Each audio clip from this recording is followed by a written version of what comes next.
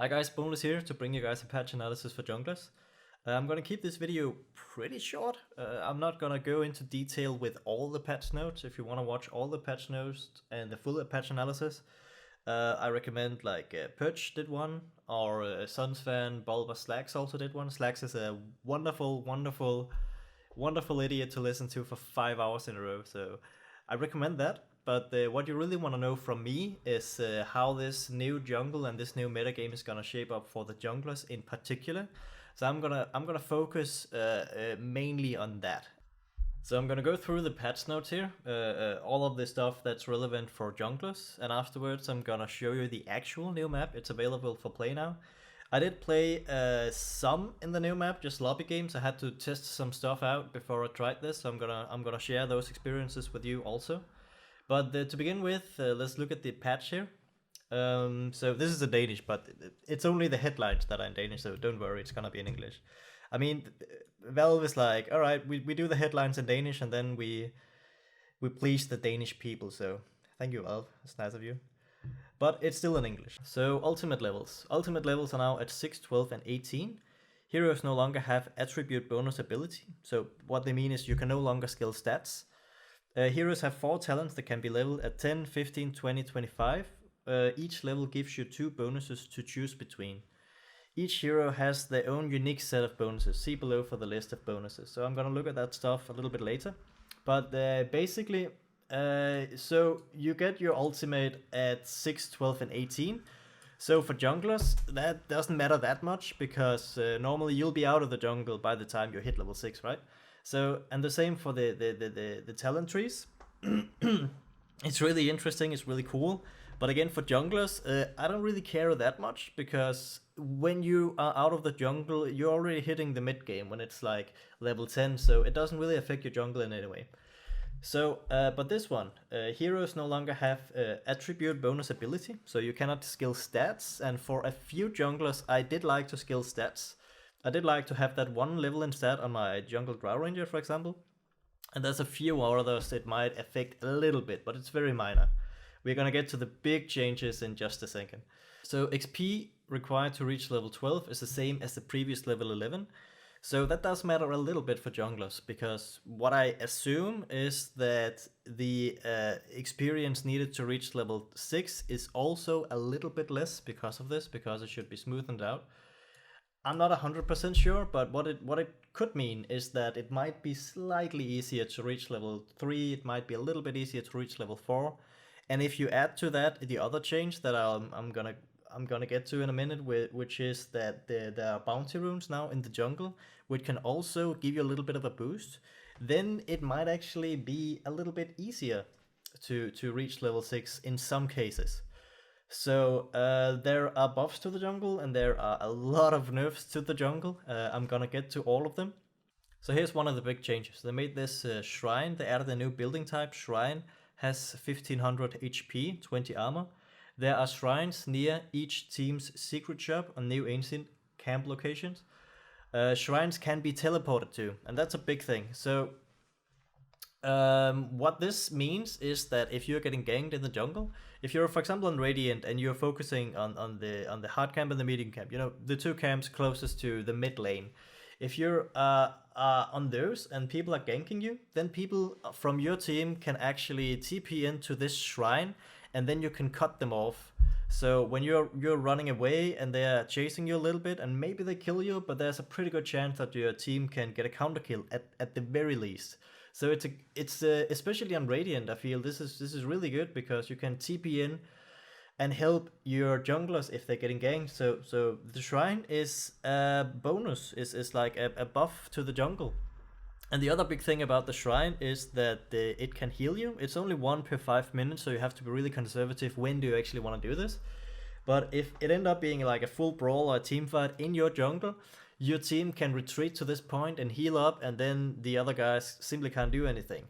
Or if you have a very specific jungler, like if you really want to clear the ancients as fast as possible, or if you're just selfish and you actually just don't want to go back to base, then you have this option as a jungler to just go to the shrine and heal up, and then you can continue jungling. So in some cases, this can actually be a pretty big buff for junglers. Yeah, so anyway, shrines becomes vulnerable whenever all tier 2 towers fall for the respective team. Each team also have 5 shrines inside the base. I don't know why they would do that. It doesn't matter that much, I guess, but yeah, it's still fine. Shrines have an ability with a 5-minute cooldown, like I was saying. Allied heroes can right-click to activate it, generating a 500 AoE aura that lasts for 5 seconds. The aura provide 120 HP and 40 mana point regeneration per second. Heal values during the game by Heal values increase during the game, by 2 HP and 1 mana point per minute. So it's still best in the early game. I mean, later on you can't even heal your hero to full HP with this. But in the early game, if you're getting ganked, or if you just really want to heal up after you've been clearing a stack with axe or something, then the shrine is right there.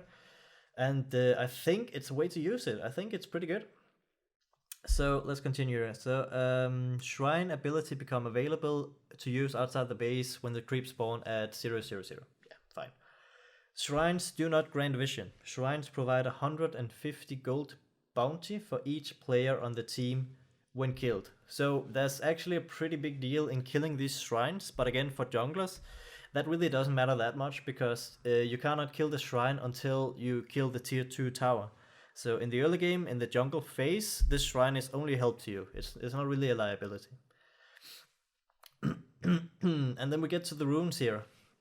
And this is also a big deal for junglers because the runes are now in 2 different categories. Power runes, that's haste double damage, and bounty runes. So the way they did it is all the normal runes, the haste, illusion, double damage, and all that stuff, those are at the normal rune spots. And all the bounty runes are like a 1 bounty rune in each jungle. So that means already from the start of the game, as a jungler, maybe you can take the bounty rune in your own jungle.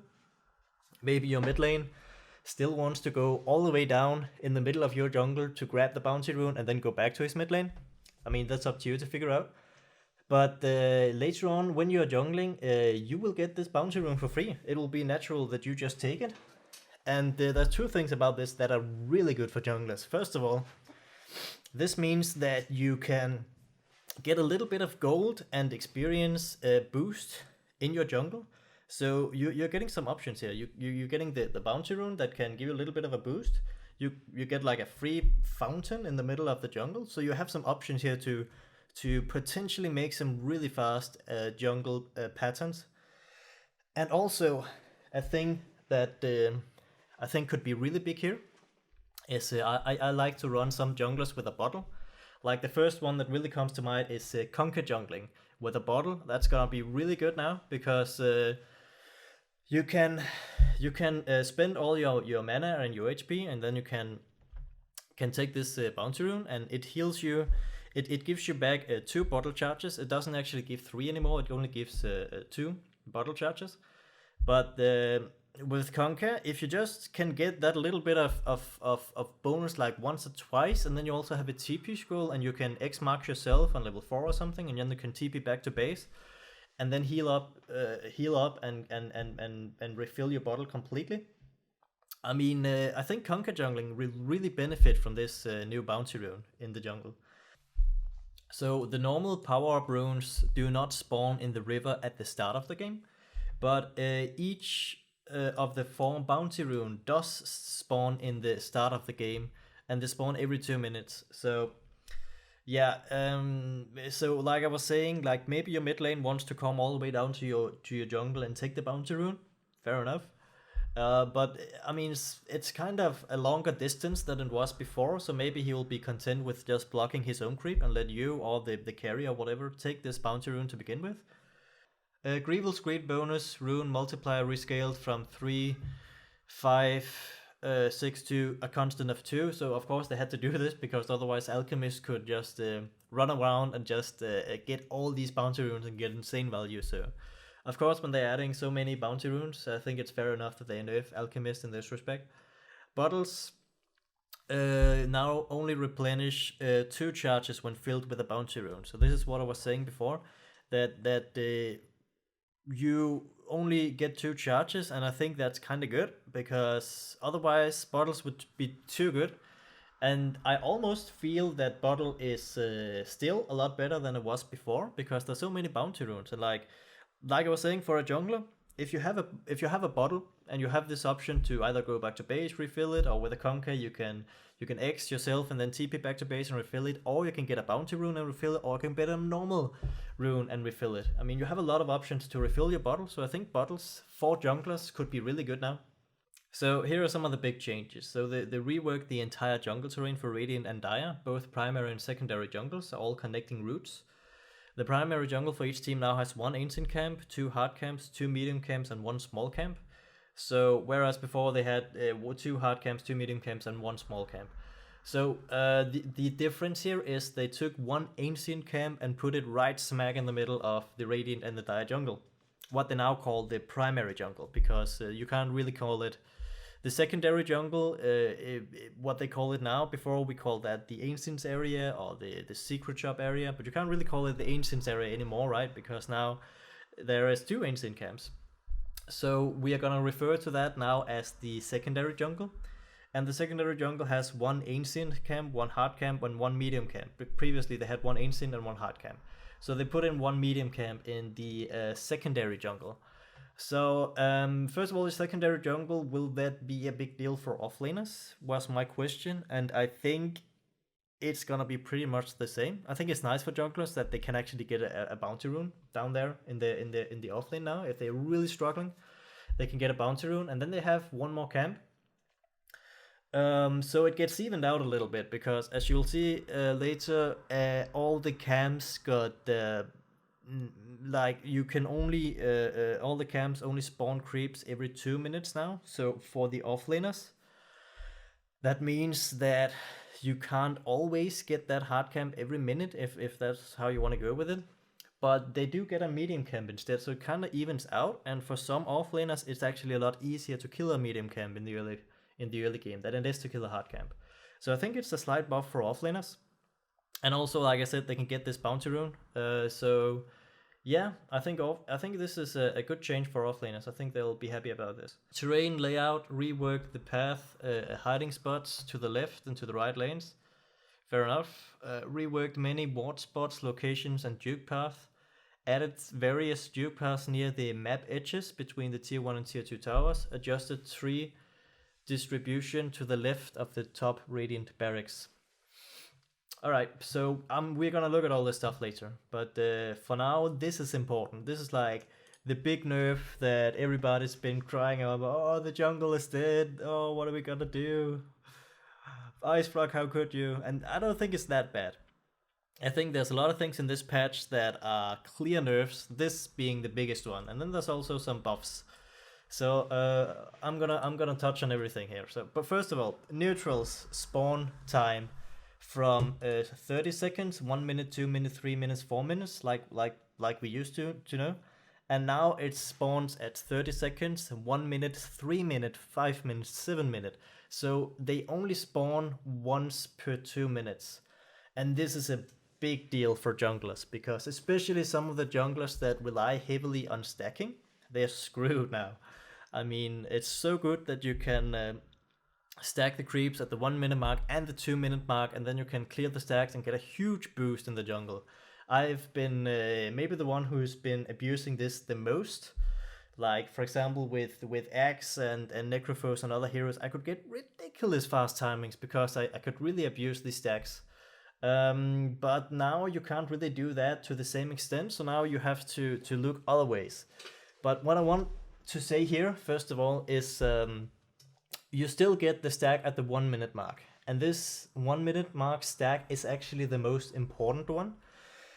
Because for junglers, what's really hard is to get over the first few levels. If you can just reach level 3, then usually you got the first couple of items you need and you got the experience you need, so you can more easily just rotate between the camps and jungle normally. You usually have to like cheat and do some stack shenanigans in the very first minute. So it's really good that we still have the first minute stack to do some stacks. And I've been looking at the new jungle, and there are still a couple of ways you can double stack now, where you stack 2 camps at the same time. And if you still want to jungle the junglers that rely on on the stack, I think it's really important that you do the double stacks, because you won't be able to stack at the 2 minute mark, so you need to just stack up everything you can at the 1 minute mark. There are even a few junglers, I think, that can stack 3 camps at the same time, especially on Radiant. I'm gonna show you later what I think. But this might be even more important now, because like I said, if you can't stack at the 2 minute mark, you gotta stack the crap out of everything at the 1 minute mark. So this is an idea. Here is another thing. I think this is maybe not directly targeted at me, but this is something I like to do. Dying to neutral creeps now cause your hero to have a minimum respawn time of 26, equal to level 6 respawn time. So again, me being the biggest abuser on the planet, I like to jungle the crap out of Axe, and for example Axe, and then I just suicide, and then I TP back to the jungle, and then it actually increased my jungle speed, because I could use all my resources and get a big boost, and then I could die, suicide to the creeps, go back to the base, and then I could TP back. I can't do that anymore, because 26 seconds is a lot. But I think what they really want is for junglers to use this new shrine, and they don't want us to die for no reason. So I think that's it's, I kind of understand it, because it was a bit abusive that you could just suicide and this way gain a big advantage in the jungle, and some heroes to do this. So it's targeted at some junglers like me, who likes to do the tactical suicide, but also it's targeted at the support heroes who just like if they were low, they spent all their mana on harassing the enemy offlane or something. They also just suicided to the creeps to get back to base, because it's a lot faster to travel. You still might see that sometimes. I mean, it still takes 26 seconds to walk back to base anyway, so it still might be worth it to suicide for the support sometimes, but it's definitely not as good as it was before. So, Ancients are no longer spell immune. They now have 70% magic resistance. Any that had lower values before still have lower values. So, yeah, this is sort of a big deal. I mean, this was really interesting to me, so I had to test out a bunch of stuff about what heroes can actually clear the Ancients now. I'm gonna show you that later, or maybe I'm gonna cut it in now, but it was interesting to me to see that, okay, 70% magic resistance is a lot, but if you can now target Ancients in a different way, how can you abuse this? So I tried it with Mirana, I tried it with Doom, I tried it with... I'm gonna show you all this stuff, but bottom line, there's a few things that might be alright, but they thought about most things, so there's not really a way you can abuse this, unfortunately. So the following abilities do not affect Ancients, Arcane Orb and Chakram, so they already took a bit of of a repercussion right here. And also there are, I found there's a lot of other abilities that can't do it either, like Darkseer Vacuum does not affect the Ancients, and Frostbite does affect the Ancients, but it doesn't give you that 10-second freeze that you really want if you want to jungle. So Frostbite is terrible against the Ancients and stuff like that. So neutral creeps now have 1 mana regeneration. This is for Chen. Really good for Chen, because otherwise he always had to send all his creeps back to the base when he was ganking, and he already used the 2 stomps on his Centaur. So yeah, a slight buff to Jen right here is fine. Swap the order of Ancient Thunderhide ability. Slam is now 3rd, so this is relevant for Doom. And when I read this, I was like, oh, you can devour creeps! Doom is gonna be like the sickest jungler now, but nah, they thought about this. You cannot devour creeps until level 25, then you can actually choose to get the ability to devour the ancient creep. So unfortunately, Doom is not gonna be a broken jungler now. That was like the first thought I had, is like, oh my god, Doom, yes! But no. Swap the order of Ancient Black Dragon ability, Dragonheart. Again, yeah, relevant for Doom. So the new Ancient is a neutral camp that provides 2 Acolytes and 1 Power Shaman. So the Prowler Acolyte provides a stacking aura, provides 10% lifesteal and 10% HP regeneration. this 10 HP regeneration is pretty legit. I mean, the reason, first of all, they do this is again that they are trying to really minimize the way that the game is played. That you just take a big stack of ancient and just get a huge momentum of gold by killing the big stacks. They're trying to minimize that in a few ways, so you can't. For example, with Gyrocop, that actually takes you a while to kill the ancients. You're gonna do all your flag cannons, then you're gonna wait for your cooldown like 8-9 seconds, and then you can do another set of flag cannons. And in like the creeps are gonna heal a lot if this guy is still in the mix when you do that with Gyrocopter. So it is a big deal, this 10% regeneration. And also, for example, when I tried the Crystal Maiden to just see if you can actually jungle ancients with Frostbite now, it was still like the huge deal that okay, you can do a little bit, you can drag him out and you can do a little bit of damage to the small Prowler Acolytes or Prowler Shamans, which one it is, I don't know. But the thing is, they just regenerate so fast, and again, like the Frostbite only works for 2 seconds instead of the normal 10 because that's just how it works with ancients. So it's not very good. So this guy, I like that they made him. I think it's cool. And also later on in the game, it's like with your leaner or something. If you just run around and you get past the ancient camp, you see this guy, you're like, oh, okay, cool. I can kill that because I can do a lot of magic bursts to this guy. And these guys do not have magic resistance. They have a lot of armor, but they can be killed very easily by magic. And it's kind of cool to put an ancient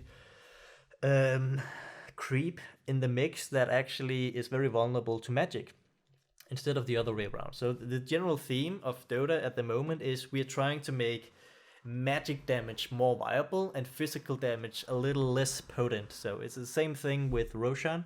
They put a bunch of armor on Roshan, like a ridiculous amount of armor on Roshan, and then instead they removed a lot of his HP. So again, it's easier to kill Roshan with spell damage now. Like as before, the easiest way to kill Roshan was to just take a bunch of minus armor and put on him and just right click him and he would die really quickly. But now the minus armor strat is a lot less good because the Roshan got so much armor, and the way armor scales is like around 1, 2, 3, and especially if you get it below 0, then the armor is doing a lot. But it doesn't matter that much if you have like 20 armor or 15 armor. That doesn't matter that much. So the minus armor strat is not that good against Roshan anymore. And the same thing here. It's spell damage is just better. They're really trying to implement spell damage. Yeah. So, the last thing I want to say about this guy is that I played a bunch of games, and I was like, I was just trying out Axe in the new jungle, and I was thinking, all right, maybe I can just kill a few camps and stack the ancients. And then I went over to this guy and I tried to stack him. And first of all, you cannot stack with IT. IT does not work on these, so you can't do the normal IT stacking trick that I've been showing you a couple of times, where you can just put IT on him, shift key, click your own hero backwards, so you don't have to actually get close. You can't do that. You actually have to get in all the way with your hero. And apparently, this happened to me. You have to be really careful, because if you're not careful, this guy is just gonna hit you. And if he hits you once, then he's gonna freaking root you for 2 seconds, and then you die. And I was like, oh, right. So it's really difficult to actually stack ancients with a melee hero now. At least you have to be very careful about this guy. You have to drag one of the other guys if possible. Just keep that in mind when you're stacking as a melee hero.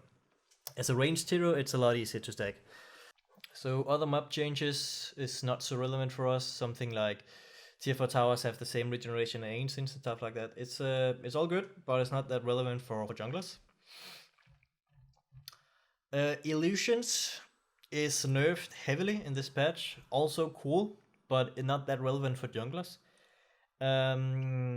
Except for the fact that the way to nerf some of the illusions is that they buff the radiance for the normal hero, and then they nerf the radiance for illusions. So there's one way that this is really affecting one jungler in particular, I think, and that's the Lone Druid, because his bear is not technically an illusion.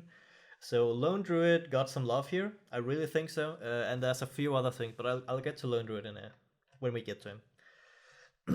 So the root mechanics. are disabled for the following movement spell, like Burrow Strike, Waveform, Blink Strike, Phantom Strike, Reality Rift, Pounce, Skewer, Ball Lightning, Timber Chain, Rolling Boulder, Icarus, Dive, Leap, Poof, and Time Walk. Basically, it's a lot better to root people now. It's a lot better to... You really have to either Manta or BKB to get out of the root now, and I like this.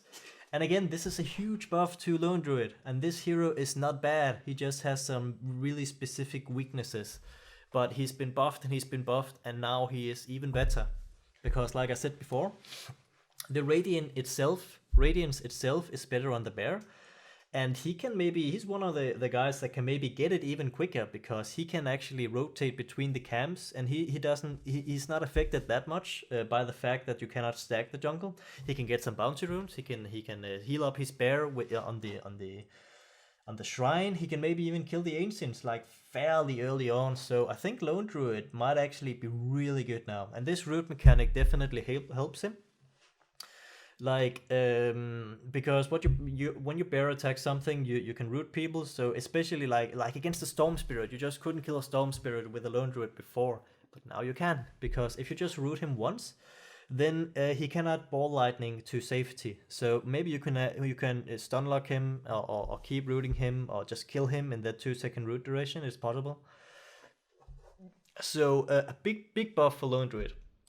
This whole root mechanics, a big buff for Lone Druid, and also a buff for what's it called? The Rod of Atos, which I'll get to in a minute. The Rod of Atos also got reworked completely, so it now roots. So this is a thing now. So let's look at the items. Surprisingly, there were not a lot of changes to either hero or the items. I mean, obviously there's a lot of changes with all the new skill tree, but actual changes in a new patch like this used to be a bunch of changes to items and heroes, but it was not that much this time. And especially for the items that affect the jungle, I was like almost nothing. The bottle, obviously, bottle only replenishes 2 charges when filled with a bounty rune. That is obviously a big deal, a big change to bottle. But like I said, I think the bottle is better now than it was before, simply because you have all these bounty runes around the map you can use it with. And regeneration now behaves like a blink, and only dispels if actual damage was taken, and only if the damage source is from a player or Roshan. This is huge, and this is the same with, by the way, healing potions and clarity potions. People need to realize that this is a giant buff to the jungle, because for a lot of junglers, you really struggle to get through that hard camp, and it was really important with Axe. Like, you really wanted to make sure that you didn't die to this hard camp, and almost sometimes if you were unlucky with your spins, you might just die just before you could clear the camp. But now you can put a healing potion on yourself while you're killing the stack. It's a huge buff to junglers, so I really like this. And the other thing is, like, for jungle speed, for those of us who really care about getting the fastest pattern and getting the fastest level timings and stuff like that, when you also have to stop in the middle of your jungling to just wait for 5 seconds, 10 seconds while you're healing, that slows you down a little bit. And you don't have to. You can just really do whatever you want. You don't even have to think about getting your clarity cancelled or your healing self cancelled. You can just continue jungling, and then you can, you don't have to think about of your healing. It's really a huge deal. So I'm really excited about this. This is definitely gonna open some doors for some interesting jungle patterns. So I'm really looking forward to this. Especially clarity potions. Like some of the heavy spellcaster junglers, like you probably know, I did the Keeper of the Light jungling a while back, that was used in TI5 or something. That style of jungling heavily dependent on me staying on the high ground and having a clarity popped on me while I was killing the stacks, and then everything depended on the ability to not get your clarity cancelled while you were jungling from the high ground. That style of jungling, I mean, it's gonna be even better now, because a clarity potion doesn't get cancelled by neutrals. So that was really annoying, to say the least. So there are probably gonna be some really interesting junglers that just goes to the jungles with like 4 clarity potions, just spam your shit. I'm thinking just on the off at the top of my head, maybe Zeus or Pugner or something with like a huge nuke, who can just keep using clarities on yourself to just kill some camps really quickly. Maybe that's gonna be a thing. I don't know, but it's really exciting stuff. I really like this change, and it is. People need to realize this is a huge buff to junglers. So this is good. Bracer doesn't matter, and Clarity Potion again, like I said before.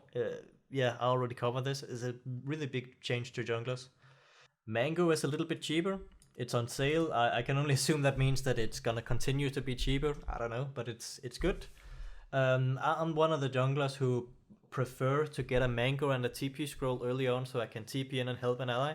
So it's I sometimes do buy a mango when I'm jungling, so that's gonna be even better now. And I think they had to do this change actually. This change is forced because of the change to Clarity Potion. So when you can, Clarity Potion is so much better now, and when it doesn't get cancelled by neutral creeps and stuff like that, then they have to just improve the mango a little bit as well to just give it a little bit of balance. So I like this. It's a little bit cheaper, but it's not that huge of a deal. So healing self, like I said, really huge that you can actually kill a big stack with Axe or whomever, and you can just do a healing self while you're killing the freaking stack. So that's really good. Maybe you can even kill the ancient stack faster with Axe now. I mean, it remains to be seen, but it's definitely a huge deal. Helm of the Dominator. This is an interesting one because when I look at this, it seems like the item is not that great. I mean, you still pay 1800 gold for the ability to take over a creep and get a little bit of HP regeneration and stats and stuff. I don't know, it seems a little bit lackluster to me, but I mean, the 8 HP regeneration aura is huge if you do want to do this as a build up for jungling. And the thing about this item, if you do want to go for this item on certain heroes, I don't know what heroes would really want this yet, but if you do want to go for this item, the new Helm of the Dominator, then it's really good to do as a jungler because it got a great build up for jungler. You want to get Gloves of Haste as soon as possible on a lot of junglers, and headdress, regeneration in general is fine. So these two items are pretty good build up for when you're jungling. So you might want to see some junglers that want to get this as fast as possible, but I still doubt it. I mean, I'm not really sure why this item exists, to be honest. I don't really see the purpose of this item. Yeah, but we'll see. Okay, so here is maybe the biggest change to the jungle. Is the nerf to Iron Talon and Quelling Blade. Okay, so Iron Talon here no longer increases percentage, 40% for melee and 15% for range of base damage. Now provides 24 damage for melee and 7 bonus damage for ranged against non-hero units. So that would be neutrals. That's the reason you get it for jungling, excuse me. And this is the same change has been added to the Quelling Blade. The bonus damage now works against Roshan. That doesn't matter in the slightest because it's only 24 damage, so fine. Cooldown increase from 14 to 20. So this is a nerf to Iron Talon jungling. Of course it is, because the cooldown is increased to 20. It still works the same way. It's still like you can use it on the big creep and then it's easier to kill the entire camp. Fine. So the thing I was thinking is that I think I haven't played enough jungle to actually know this for sure yet, but I think this might not be such a big nerf after all, because the reason this got nerfed in this way, I'm thinking the reason you get 24 damage and 7 damage instead of the percentage-based damage is not because of jungling, it's because that freaking heroes like Morphling and Drow Ranger on the safe lane just picked up a random Quelling Blades at some point in the game because it was just such an efficient item to get to jungle faster, and then you held on to it for the longest time and then you sold it later on. It was a little bit abusive because it was percentage based, but now it's only flat damage, so it means that the Morphling and the Drow Ranger will not get this item in the mid game to increase their jungling. So the thing here is that how much is 40% of base damage compared to 24 damage? That is the bigger thing we have to think about here. And without having tried it, I think it's kind of the same. But there is a few junglers that this is bad, and there's a few junglers where this is really good. So let's think about heroes that has absolutely terrible damage. Like I'm thinking, for example, a hero like Shadow Fiend, who gets a Quilling Blade, that 7 damage might actually be huge for him. So I mean, you're never gonna go level 1 Shadow Fiend jungle. Even I would not do that.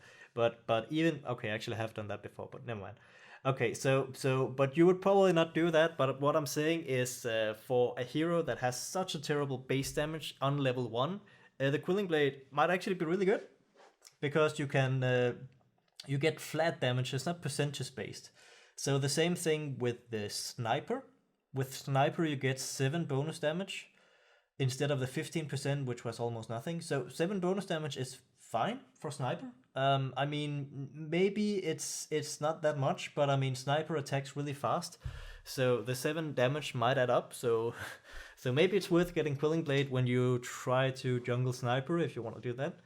So maybe that's a thing. Maybe it's gonna be better on some heroes, some really fringe heroes, and maybe it's gonna be worse on a lot of other heroes. Like, so for example, on a hero like Void, who got like a 60% base damage, then I would say this is slightly worse because it's almost the same on level 1, isn't it? 40% of 60 and 24, fine, it's almost the same. But when your base damage increases, then the Iron Talon and the Quilling Blade is gonna fall off, especially on Void, who got such a big base damage. So those are just the little things you have to keep in mind.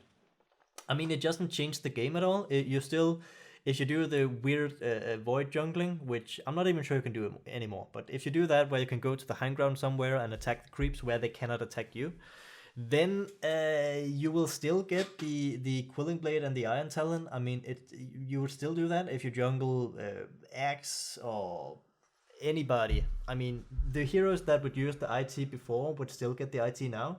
It's not like a game-breaking, devastating nerf, but it's just a thing you have to think about. And for a few heroes, then it might actually be a slight buff that you get a flat bonus damage for the heroes that really has terrible base damage to begin with. It might be easier for those guys to actually jungle a little bit. So it remains to be seen, but it's yeah. So the Morbid Mask cost increased from 900 to 1200, now provides 15 damage. This almost doesn't matter, except for heroes that really want to farm that Morbid Mask really quickly. I was never a fan of that. I mean, you saw it on some Void jungling where you just got the mask of Morbid Mask first, and you've seen it on the... I did it myself when I was jungling Drow Ranger, trying to get the Morbid Mask pretty soon. I mean, I want to get Treads first because that increases the jungling speed. I don't understand people who gets Morbid Mask before even Treads or anything. But yeah, now that option is even worse than it was before, because there's a huge difference between 900 gold and 1200 gold in the beginning of the game when you are jungling and you have no items.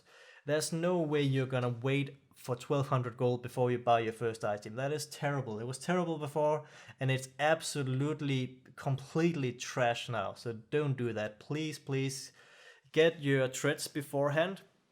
And for those heroes that need to sustain themselves with a Morbid Mask, hey, you can get healing selves now and treads, and it's still gonna be faster and still more gold efficiently. So do that, it's a lot better. But bottom line, this is a nerf to the heroes that really want to get a fast Mask of Death when you're jungling, but it's not really that much. And the ones who wanted to do that is definitely not like compatible in pro games or anything like that. So it doesn't matter that much, but I just wanted to mention that. Medallion of Courage no longer has half values against Roshan. This is again, of course, the thing I was talking about before is Roshan got a ton of armor. So there's no reason that you would restrict this item against Roshan anymore, because the minus armor strat against Roshan is not going to be that efficient anymore. So, and the rest here is like late game items, doesn't that that much. The Necronomicon change, really interesting. It seems like a Necrobook got really buffed, so This is a big deal for Beastmaster. Beastmaster jungling, which is one of the junglers that doesn't rely on stacks, so he might be still really good now, maybe even better. So, and he likes to get a fast Necronomicon, so this might be really good. So the way they changed it, if I should just say that, Necronomicon Warrior attack type changed from basing to piercing. Necronomicon Warrior attack damage increased from 45, 60, 75 to 75, 100, 125. Necronomicon Warrior mana break reduced from 25, 50, 75 to 20, 30, 40. Necronomicon Archer Warrior armor type changed from hero to basic. Necronomicon Archer mana burn cooldown reduced from 20 to 7. So all of this is balancing. It doesn't matter that much, but this one is huge. You get a reduction of cooldown from 20 to 7. So it means that you don't have to actually hang on to your Necrobook for when you are ganking and you really want to have the cooldown ready for when you're going for kill. You can just use your cooldown all the time. You can even use your cooldown for jungling. You can use your cooldown for just randomly send your archers to the bottom rune to see if you can get a cheap D-ward with the true side. The Necronomicon archers, the Necronomicon minions are just really spammable now, and that's really good for this item. And by extension, this is really good for Beastmaster. So huge buff to Beastmaster here. And the other buff to Beastmaster, like I was saying, is Beastmaster can take advantages of the new jungle, and he's not hurt that much by the fact that the creeps only spawns once per 2 minutes. He can rotate between the camps. What Beastmaster can do actually is he can even stack both ancient camps at the same time with the boss if you want to do that. So if you want to have that really weird strategy where you still have some heroes on your team that really heavily relies on ancient stacks, Beastmaster is your guy because he can jungle and then he can send your level 1 board to the ancients and to the normal, I'm calling it the ancient, to the primary jungle ancient camp and to the secondary jungle ancient camp, and then you can, and then you can stack everything. Yeah, so there's some interesting ideas for Beastmaster. And Beastmaster is definitely buffed. So that's interesting. That's really interesting. Poor Man's Shield, non-hero proc damage reduced from 53 to 50. Almost nothing, but there was a few heroes where you might consider Poor Man's Shield. Axe, I didn't do it myself because I just like to be faster with the IT and the tactical suicide and stuff like that, but I've seen some Axe players that like to get the Poor Man's Shield. Maybe that's gonna be a better build now, because the tactical suicide is out of the question, so maybe that extra reduced damage that you get from a Poor Man's Shield compared to a normal Stout Shield, maybe that's gonna be worth it now. So you might see more Poor Man's Shield on Axe. I'm not sure if I'm gonna do it yet, but it's an option. But yeah, obviously a slight nerf of 3%, nothing huge. Quilling Blade, we already talked about that. The no longer value increases a percentage of 40% for melee, 50% for range of base damage. Now provides 24 damage for melee, 7 damage for range to bonus against non-hero units, so neutrals. So this also affects Iron Talon, but not Battle Fury. Fine. Bonus now works against Roshan. Fine. Radiance. This is a change I do want to talk about, and I think I already did a little bit, but the Radiance damage increased from 50 to 60. Radiance damage on illusion reduced from 50 to 40. So they're really trying to nerf all the annoying illusion strats. You saw Terrorblade, Naga Siren, all the Alchemist, all the really annoying illusion Radiance heroes. They're trying to nerf that a little bit in some different ways. They nerf the illusions a lot, and they also are nerfing the Radiance hero, which is also indirectly, they're doing this because of the illusion heroes, right? But the thing is, like I was saying before, the hero that hugely benefits from this is Lone Druid. Because Radiance damage is increased from 50 to 60, that also works on his bear. Yeah, bear. Lone Druid got a bear, the other guy got a boar, Jesus Christ. So Radiance damage increased from 50 to 60 works on the Lone Druid's bear. So that is a huge deal. It's definitely a buff to Lone Druid, and if you add to that the other buff that I already talked about the root mechanic getting buffed, and the fact that Lone Druid can actually survive in the new jungle. He doesn't care about stacks. He doesn't care about the fact that the creeps only spawns 1 per 2 minutes. He can rotate between the camps pretty fast. He can maybe even go to the secondary jungle if he needs to. He can maybe even kill the ancients around the level 3 or 5 if he really wants to do that, but then he would require to heal up his bear with the shrine. But I mean, there are some options here. So Lone Druid is really good, and is even better now. So the Radiance is just another factor to buff Lone Druid. So yeah, it's cool. The Rod of Atos. I mean, it doesn't affect the junglers, but I was talking about this a little bit before, that the rooting mechanic is changed, and the item got reworked, so you don't actually slow anybody anymore. You apply a root that prevents people from moving for 2 seconds, and this is like a frostbite the way I see it. Even better than a frostbite, actually. People cannot escape from the root without doing some heavy things like Manta or BKB. Otherwise, they just cannot escape from the root, it seems. So the root is really good, and the Rod of Atos is... I mean, it remains to be seen if this item is actually gonna see some play now, but it's definitely better. The cast range got reduced, but the thing you have to think about is the cast range before was huge. The item was just useless. But now the cast range is still 1,000, so you can stun somebody from 1,000 away, and it feels sort of like almost a hex. So I think the item is good. I really do. I think it's definitely worth trying, especially for heroes that, especially it's even better for Skyros mage now, because instead of you just slow them and then you ulti them, you can now root them and ulti them, and the entire ulti will hit them if they don't have some heavy way to remove it like BKB or something. So interesting stuff. The rest here doesn't matter that much for jungling. Solar Crest, I mean, the only thing is the value against Roshan, but we already talked about that. Soul Ring, if you have a few really weird junglers that might want to get Soul Ring, it's a little bit more expensive, but 25 is nothing in Dota, so screw it. And you almost would never get this on junglers anyway. So Vanguard. Passive block chance reduced from 100 to 50. Passive block amount increased from 32 to 16 melee ranged to 70 and 35. So the chance that you get blocked is only half, but the percentage to get blocked is a little more than double. So technically, this should be a buff for Vanguard. Like, if you really want to get the really fast Vanguard and go Ancients and Axe, you can still do that, it doesn't matter.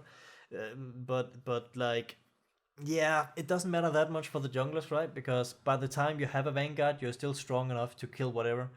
But the thing that's a little bit interesting here is that it's less consistent. So even though the overall values, percentage based and compared to the values, it's a slight buff to Vanguard, but it's less consistent, which means you can get extremely unlucky and not block as much.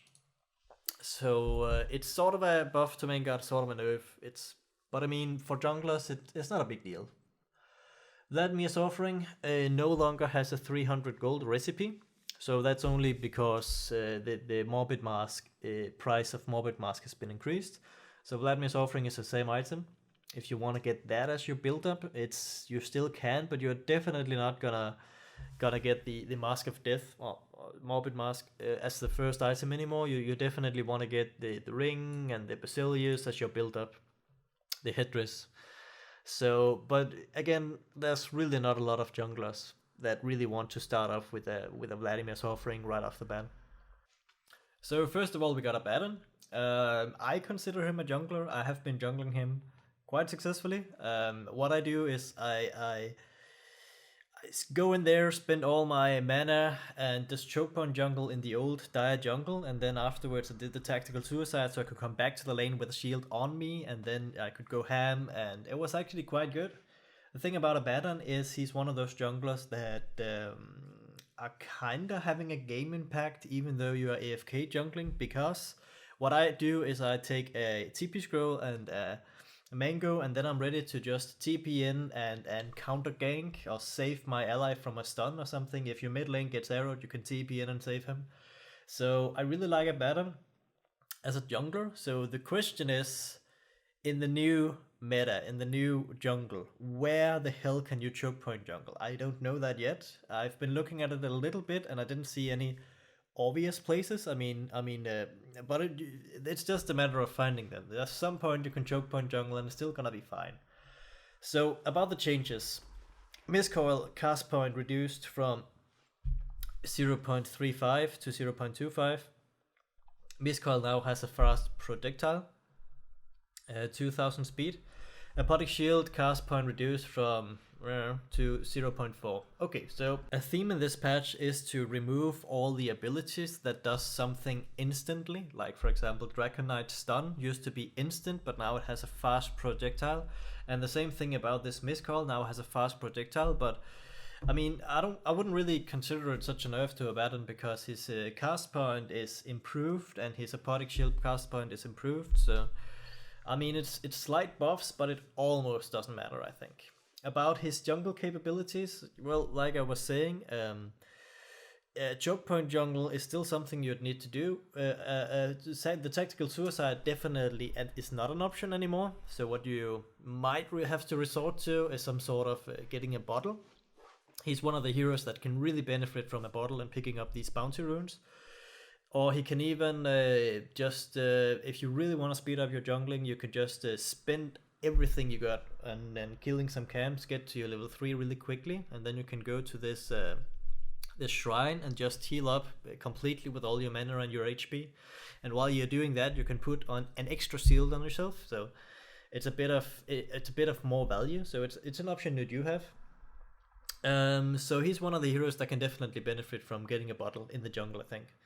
So I think it's alright. I mean, I like the Abaddon jungle just because you can TP in and save your allies, and he's just a really fun hero to play. So, about this skill tree, I'm not gonna mention them a whole lot because, like I said, they don't really make that much of a difference for when you're jungling. But what I will say here is there's a few interesting things about the Abaddon skill tree or talent tree. I think they call it the talent tree. So clearly you can take the direction, do you want to go carry or do you want to go support? So a carry would probably take level 10 25 damage, and he would take the 5 armor, and he would take the movement speed and the strength, I would guess, something like that. The support route would probably be more like 15% experience gain and the mana and the cooldown reduction and the 200 shield HP bonus. That's actually pretty cool. I like the fact that they are really buffing some of these abilities when they get to 25. I mean, it almost will never make a difference, but it's kind of cool that shield is a lot better in the late game, in the very late game, because normally a hero like Abaddon, he really falls off.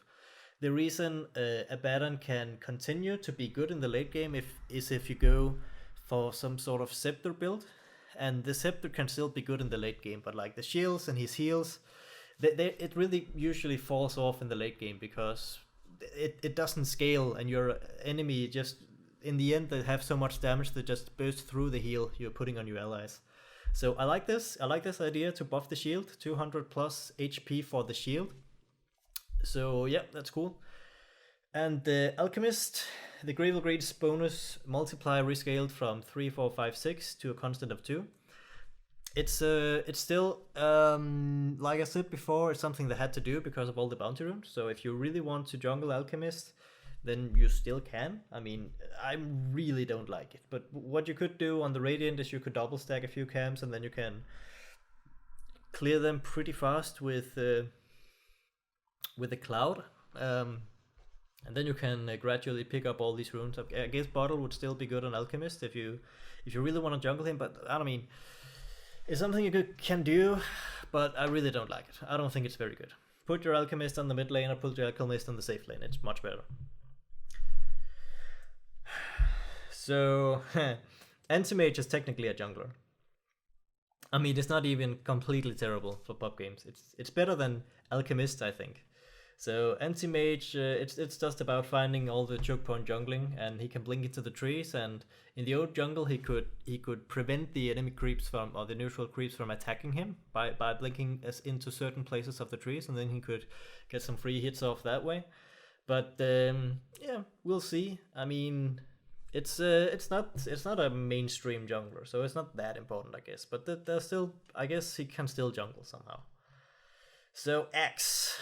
This is kind of important, like I showed you in your previous patch. Axe can jungle really quickly, and in the previous patch, I actually managed to jungle him like he was the fastest jungler in the patch. So the thing about Axe is he really benefits from stacks, and those stacks are nerfed now. So what was really good before was you could stack the hard camp 2 times, and you could kill it at the 3-minute mark, and then you were good to go. Then you were freaking level 3 or 4, and you had all your stuff to go, and you could clear the rest of the jungle very easily, and you could get your level 6 even before 4 minutes. So it was really good before. I don't know how he's gonna perform now, but I still think he's gonna be good. I mean, the thing you should think about here is Axe is one of those heroes that can also really benefit from the fact that you can heal yourself while you're killing a stack. So, like for example, the hard camp stack, you can at least stack it once, right? You can stack it at the 1-minute mark, and if you then do some other stuff, then you can stack it at the 3-minute mark, and then you can clear it. So you have your jungling is complete after you've killed the 3 stack at the 3-minute mark, and it's actually not that bad. You can do that. So if you do that, you can have a healing salve on yourself, and you can heal yourself while you're actually killing the stack, and that is really good. I mean, it makes it more consistent in a way that you make sure you just don't die to the stack because you're really unlucky with the spins. Now you can actually just use the healing salve while you're killing the stack, and this way you can make sure you don't die. So the question is if this could be really good, because what about you just stack the ancients at the 1-minute mark and the 3-minute mark? So you have or maybe even at the 5-minute mark as well. So you have a big juicy ancient stack at the 5-minute mark.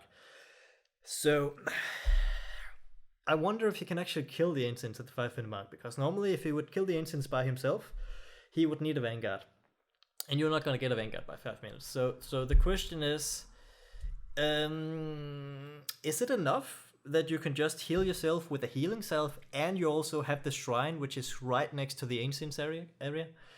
I think that might be enough, that he can kill a big ancient stack by having those 2 tools available to him, the healing salve and the shrine right next to him. So it's gonna be something I'm gonna have to look into, because that could be really interesting, and maybe he can still be the fastest jungler. I mean, we will see. It's definitely not out of the question. And in any case, even without the big stacks, he can still jungle really quickly. So he's never gonna be bad. Never gonna be bad. But the biggest thing you have to think about, I think, is the huge buff that is that you can heal yourself. You can heal yourself with a healing salve while you're killing the big stacks. That's a huge thing about Axe, I think. Yeah. Bad Rider? I tried to clear the big ancient stacks by putting 10 napalm stacks and clearing them, and I could barely clear them with my level 8. If you have 4 points in your sticky napalm and 4 points in your firefly, and you put 10 stacks on them, he could only just clear the stacks. So there is that. He can definitely help out in that respect, but I guess he would need one more hero to really do it. But it still doesn't make him a real jungler. He should still be off lane or mid lane, I think. There's no point in putting him in the jungle. But it's just a little curious idea I had, that he can technically clear the big stacks now. The big ancient stacks, he can even clear that, so yep. Beastmaster, however, that is a good jungler, and he is gonna be maybe even better now. So a lot of things about Beastmaster. First of all, the Necronomicon buff is huge, like I said, because Beastmaster, he really loves that item, and when the Necronomicon gets buffed, it's good for Beastmaster. So that's one thing. So with Beastmaster, you don't actually rely on stacking. So the fact that the creeps don't spawn at the 2-minute mark, it's not that big of a nerf to him, because he can still he got more camps to work with now, so he can still rotate between the camps fairly quickly.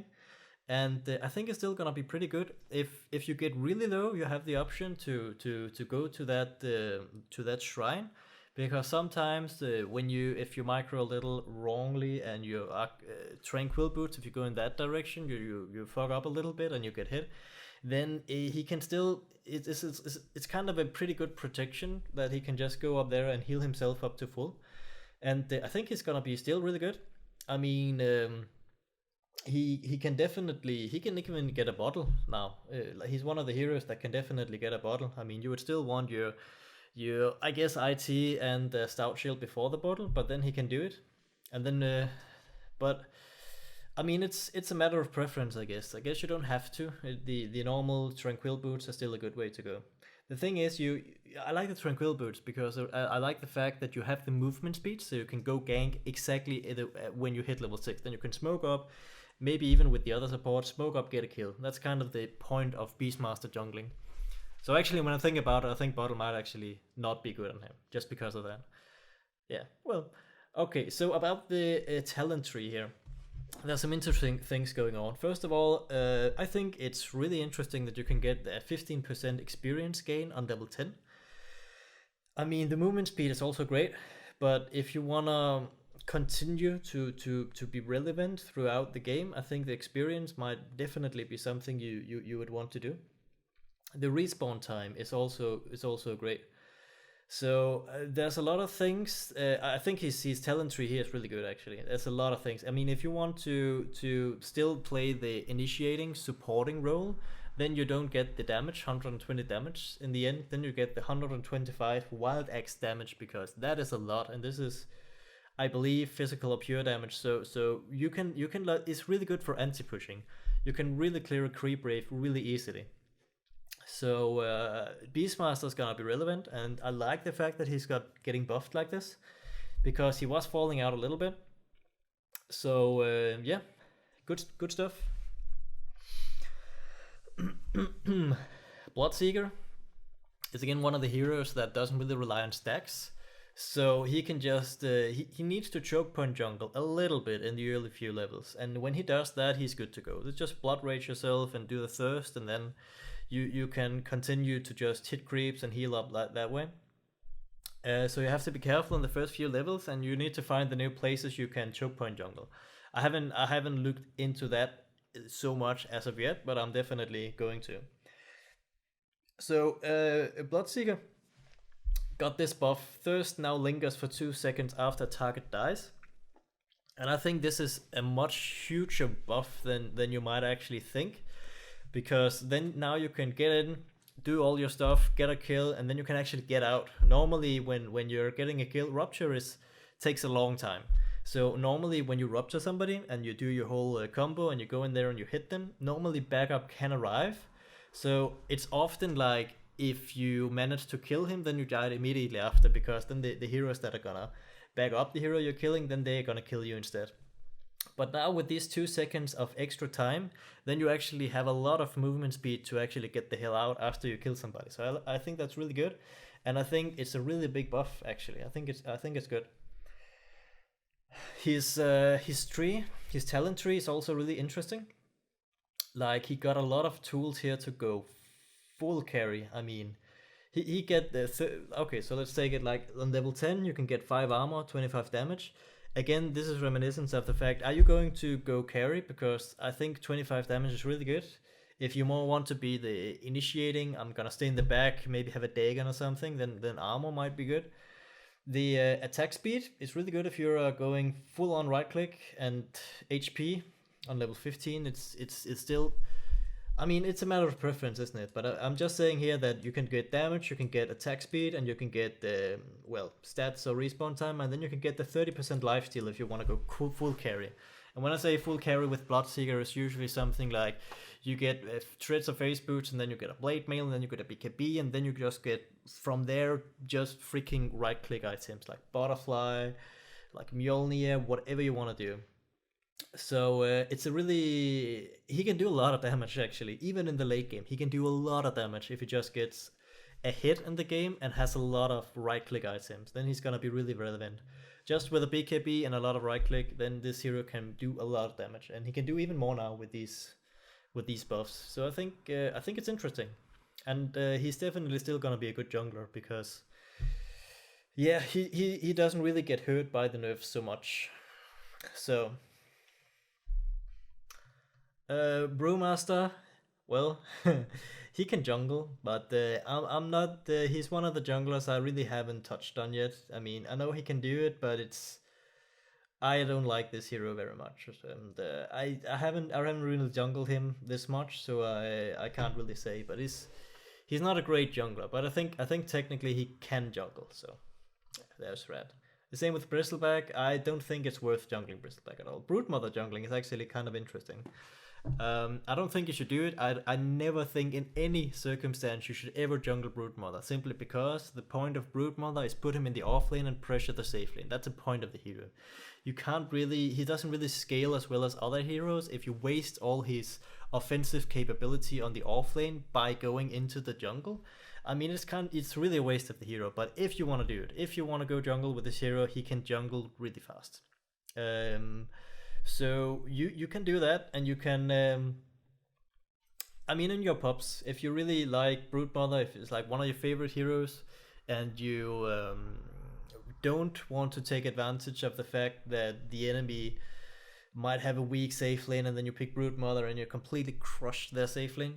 I mean, that's normally how you use Broodmother. But if you don't care about all that stuff, if you just want to jungle him, get some right click, get your BKB going, and just hit people, then it's really good. He's getting some stuff here. So again, he doesn't really care about stacks either. So if you really want to jungle Broodmother, you still have that option. The Centaur, I tried to jungle him, is not very good. I don't think so. I mean, you can, and maybe he's one of the heroes that can benefit from a bottle, or maybe you can heal up with a shrine. I mean, you can jungle him, but again, I just think it's a better hero on the offlane.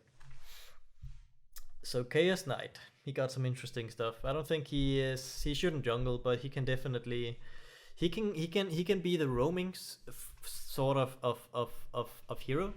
Like it seems like a roaming Chaos Knight is a little bit more viable now, simply because he can get a scepter that okay, so where is it? Added scepter reduces cooldown by 20 seconds and allows phantoms to be cast on allied heroes. So really cool. You can take a big hit harding hero like, I don't know, Tiny or something with some demolition. I don't know if it works on the bear from Lone Druid. That'll be kind of weird, but you can take a big hard hitting hero and then you can use your ulti on that guy, and then you can siege tower. So that's a really interesting aspect of the hero.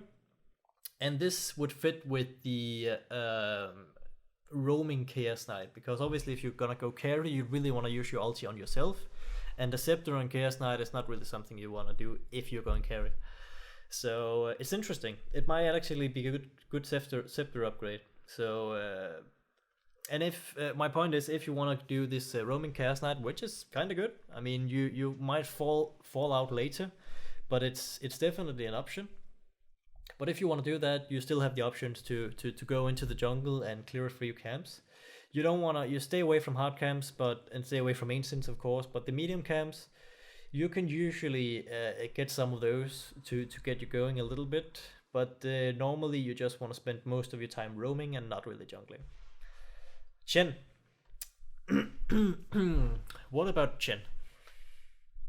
Penitence, slow, and amplification, I guess, increased by from 15, 20, 25, 30 to 18, 24. So it got buffed with 3 per level. No, actually, it got, okay, yeah. Not exactly 3 per level, but you know, it got buffed a little bit. And added overhead for the damage dealt with Test of Fate is just a minor improvement. So I think there was something about Chen that was interesting in this patch. What was it? His He's on level 25. First of all, he can get 2 more holy persuasion max count on level 25 here, so which is cool. I mean, it means that he can, if you want to continue pushing, he can still do that. He's a bit more relevant in the late game. So this is again one of the heroes that really thrive in the early game, and he falls off later. So what they have done is on level 25 he gets some huge buffs that makes him, at least to some extent, be a bit more relevant in the late game. 200 Hand of God heal is also really good. I mean, if you have a scepter and you can do this every 20 seconds or when it is, it's really good. I mean, he got some options here. Clings, Clockwork, Crystal Maiden, Scepter reworked. Reworked Crystal Maiden Scepter now applies Frostbite to any unit that has been standing in the freezing field for over 2.5 seconds. So an enemy can only be affected once. So a nice little cool upgrade. It's not that great, but it's cool. And Crystal Maiden. About these new ancients, Crystal Maiden can actually kill the ancient stack, but she's gonna need a lot of levels to do it. Like she's gonna need, I think I tried it with my level 16 ultimate. I didn't have a scepter, but level 16 ultimate you could like almost kill the ancient. You need just a little more. I think I did Nova and Gen ulti, and it almost killed all of the ancients. So, and that was like with my level 18, right? Level 3 ultimate. So it's not very good, but it's at least I tested it. And also another thing I tested is the frostbite on the ancient creeps. Is something you can do, and but like I was saying before, it's not great because it doesn't work for 10 seconds and only works for 2 seconds, so it's definitely not worth it. And even that creep that doesn't have the magic resistance, the new creep, he just heals himself so fast that there's really no point. So stay away from the ancients with Crystal Maiden, unless you want to stack with four you are carrying. Darkseer. Wall of Replica no longer deals damage for when the heroes walk through it. Wall of Replica applies 1 second 75% slow to units that cross and proc the wall. So definitely a little nerf to the Wall of Replica. Sometimes you could do a lot of damage with that thing. In the case of a team fight, if one of the enemy heroes was like continuing to stand in the wall and they kept killing the illusion, and then the wall kept doing more and more damage. I think it felt like it was a little bit abusive, perhaps, and this is why Valve chose to remove it, because it shouldn't work that way. So I'm guessing this is why they changed it. I don't think it's necessarily because they hate Darkseer and think he's overpowered. I think they just didn't like that mechanic, that you could just stand in the wall and continue to take damage because maybe you had you were less Shrek and you had your ulti on and you continued to kill the illusion and then just took more and more damage, and all of a sudden you just died because you took so much damage from the wall.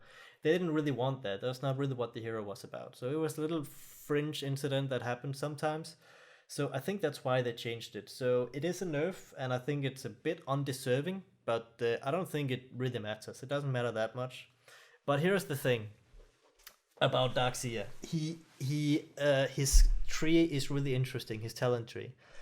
So on level 10, I mean, evasion is always great, but I think almost in every case you want to take the 100 cast range, because that affects your vacuum. It means that you can more easily get into position to search your teammates at the right time.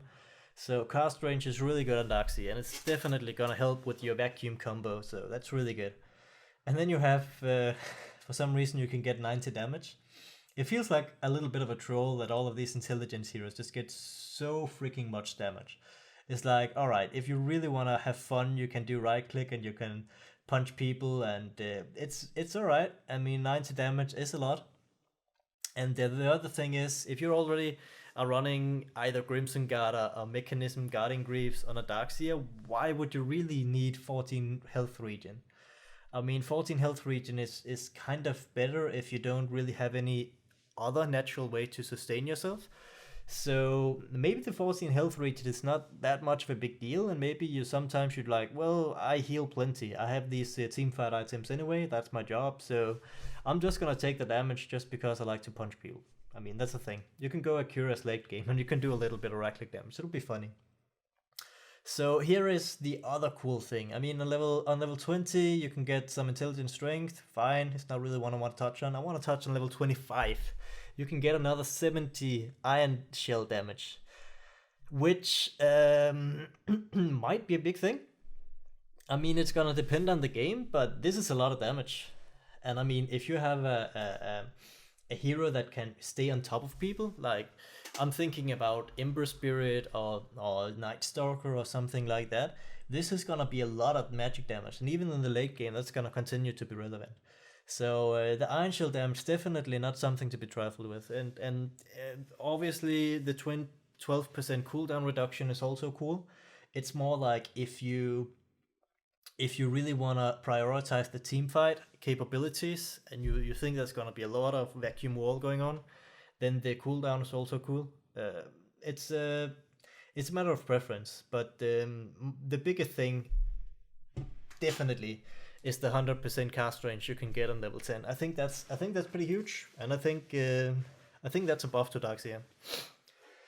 So a little bit of more science I've done on Darkseer. I was so ready to make another unlimited stacking video because I saw this map and I was like, oh, the ancients, you can maybe stack them onto the hill and it's gonna be so much fun.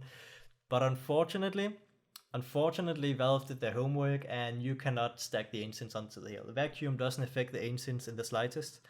So it seems there is so many exceptions to the ancients. I mean, they had to do it, but it's like, when we were looking at the ancients, how they changed it earlier, they were like very specific. Oh, Timbersaw, by the way, it cannot affect the ancients. Fine, but they should have written all the other stuff that doesn't affect the ancients instead of me going into lobby games like being really happy and then I get disappointed.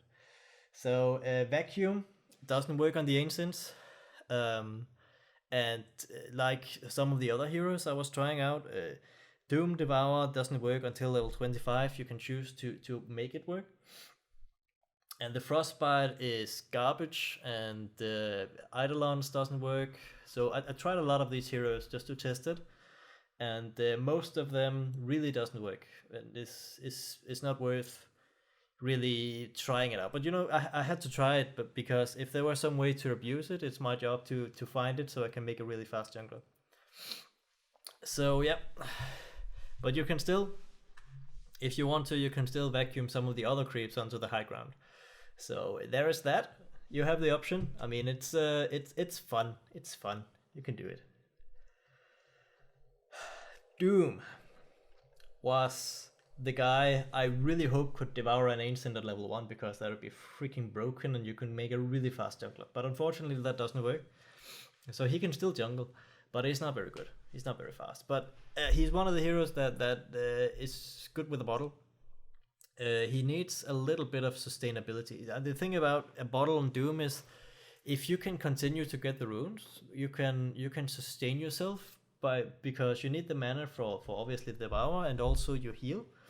So if you get more mana on this hero, you can convert it into HP through your heal, and it's kind of good. It's a good way to jungle, but it's not very fast. I will say it's not very fast. So he's one of the fringe junglers that you might have some fun with in your pop games, but it's not very competitive. So Drow Ranger. Well, movement speed reduced by 10. Doesn't matter that much. The thing about Drow Ranger is mostly the Morbid Mask nerf. It costs 300 more gold, and I think that's kind of big. But it also means that you can build your Drow Ranger in a slightly different way if you want to jungle her. You can get more build-up items and go for the treads. I mean, you would want to go the treads anyway, but you can get something like I don't know, maybe treads into a few bracers, no, not braces, wraith bands, maybe some wraith bands and treads, and then you can get even start on your Yasha or something. I mean, if you just have a safe distance to the creeps, you can still do it. And the thing that struck me about the Drow Ranger jungling is, especially I'm thinking about the raid inside here. You can still do the high ground jungling on the first two camps, which you can stack and you can kill a few times. It's still definitely possible. And then after you get your first few items, you can maybe even transition into the Ancients area in your own jungling, because I mean, before you could kill the Ancients at the secondary jungle, or what I like to call the owned Ancients area. It was kind of alright, but maybe there's a way you can actually kill the Ancients in your own jungle by a little bit of hit and run. You shouldn't do it on level 1, definitely, because you're not gonna do enough damage, and you don't have, the way I see it, you don't have a specific point you can stand on and be safe while you're hitting them. So you need to get your treads, and you need to do a little bit of hit and run. But maybe it's an option that you can transition your Drow Ranger into the Ancients a little later on. It's interesting. If nothing else, you can definitely stack up the Ancients and then kill the other camps, and then you can return to kill the big Ancient stack once you have your lifesteal and you have your Yasha and maybe your level 11. So it's I think it's alright. Already before, I did a few speedruns on Drow Ranger, and I stacked the old Ancients area. I went all the way over there and I stacked it all the way back to my own jungle. So now you have some more camps to work with, so you can maybe clear the entire jungle, including the Ancients, and it's gonna be good. I mean, Drow Ranger is one of the junglers. It excels so fast once you get your level 6. When you get your level 6, she jungles really, really quickly. So, but the whole point about jungling from level 1 is when can you actually get your level 6. And before I could get it just below the 5-minute mark, which in my opinion is just in the area of where it's not even worth it. But maybe you can get it a little faster now with if it's easier to hit level 6. I'm not exactly sure how the experience is is divided now, so, but it's interesting. It's an option. Enchantress. Well, the thing about Enchantress, and I didn't really mention this with Jen either, is it kind of hurts you that you don't have any creeps on the 2-minute mark, because normally what is something you want to do with especially Enchantress is you want to take over a specific creep that can be really annoying for the mid lane, and then you just send it in there. And it's usually it's gonna hurt you that you can't do that on the 2-minute mark. Like, it was so annoying if you could get like a Wild Wing or one of those mana burn creeps or something, and just put him onto the safe lane on the mid lane to really annoy the other guy. It was really good. So it hurts you a little bit that you can't do that. But I mean, the way Enchantress and Chen works is still, you get a creep, you kill a few camps, and then you go and try to make an impact on the lane. I don't really see Enchantress and Chen as hard junglers. It's more like you get a creep and then you make some ganks happen. They're more like roamers who just happen to start off in the jungle to get some creeps. So, and you can still do that. I mean, you're not really reliant on the big stacks. So Enchantress and Chen are still fine, and I mean, it's not that bad. I don't think any of them can really touch the Ancients area, but you can still rotate between the camps. And if you do want to go aggressive, then you have an extra camp you can jungle on the way to the offlane if you want to rotate into the enemy jungle. So there is that. There's both a hard camp and a medium camp at the secondary jungle. So that's something you can think about. The same is the case with Enigma, of course. It's a little bit of the same thing, that if you want to go aggressive, then you have 2 camps on the secondary jungle you can work with. If they ward off all of your camps, then you have 2 camps on the secondary jungle you can go with, and then you can transition into the enemy jungle, be aggressive. So it's kind of a big deal that the secondary jungle got 1 more camp, because it means that you can stay there for a minute and actually just get that extra level you need or something before you rotate into the enemy jungle. So it's kind of alright. But Enigma, in contrary to Enchantress and Chen, he can just stay in the jungle and he can farm really quickly. In my Enigma guide, I was talking about the two ways you play Enigma. Either you go aggressive and make a lot of ganks happen before you're level 6, or you just power jungle completely insanely fast. And then you get your level 6, and then you make something happen. You push down towers or whatever. So if you do want to go for that heavy farming route, where you just get a really fast level 6, you can still do that. But it kind of hurts you that the creeps are not spawning at the 2-minute mark. It feels like you're gonna miss some creeps. But here is the good news. The Eidolon movement speed increased from a little bit, like 20 more movement speed on your Eidolons. And this might not seem like a big deal, but it actually is, because the way Enigma works is he converts some of the creeps into Eidolons, and then they multiply, and then he often rotates all his Eidolons to the next camp, and then they're gonna do a lot of damage to the next camp. And when they're moving into the next camp, this is where the Eidolons are most efficient, because this is after they've multiplied. So if you have more movement speed when you can do that, then it can actually end up being a really big deal. So this is a buff to Enigma jungling. I really think so. And the other thing is Enigma is one of the few junglers who can actually transition into killing the ancient camp at some point. The question is, he can do it. He can do it on level 5. He might even be able to do it sooner. But the question is, when is it actually worth it to kill off the ancient camp compared to just killing the normal camps? So that's gonna be something I'm gonna look into. But I mean, the point I'm trying to make: if you run out of creeps in the rest of the jungle, if you already took the 2 camps,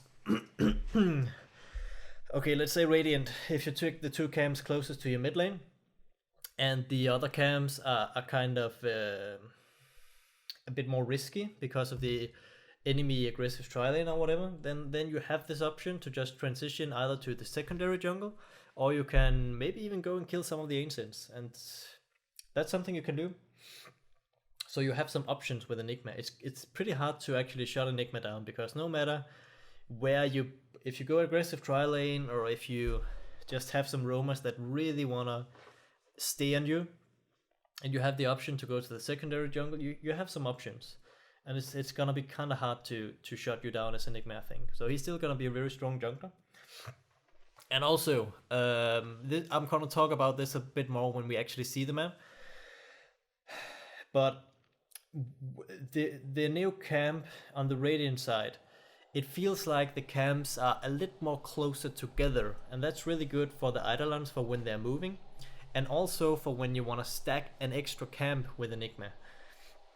So this is some way you can come back. I mean, in the very first minute you want to kill the hard camp and then stack the medium camp, but if you also actually have the time to stack the other medium camp, which is going to be pretty close to you on the Radiant jungle, that might be something to consider.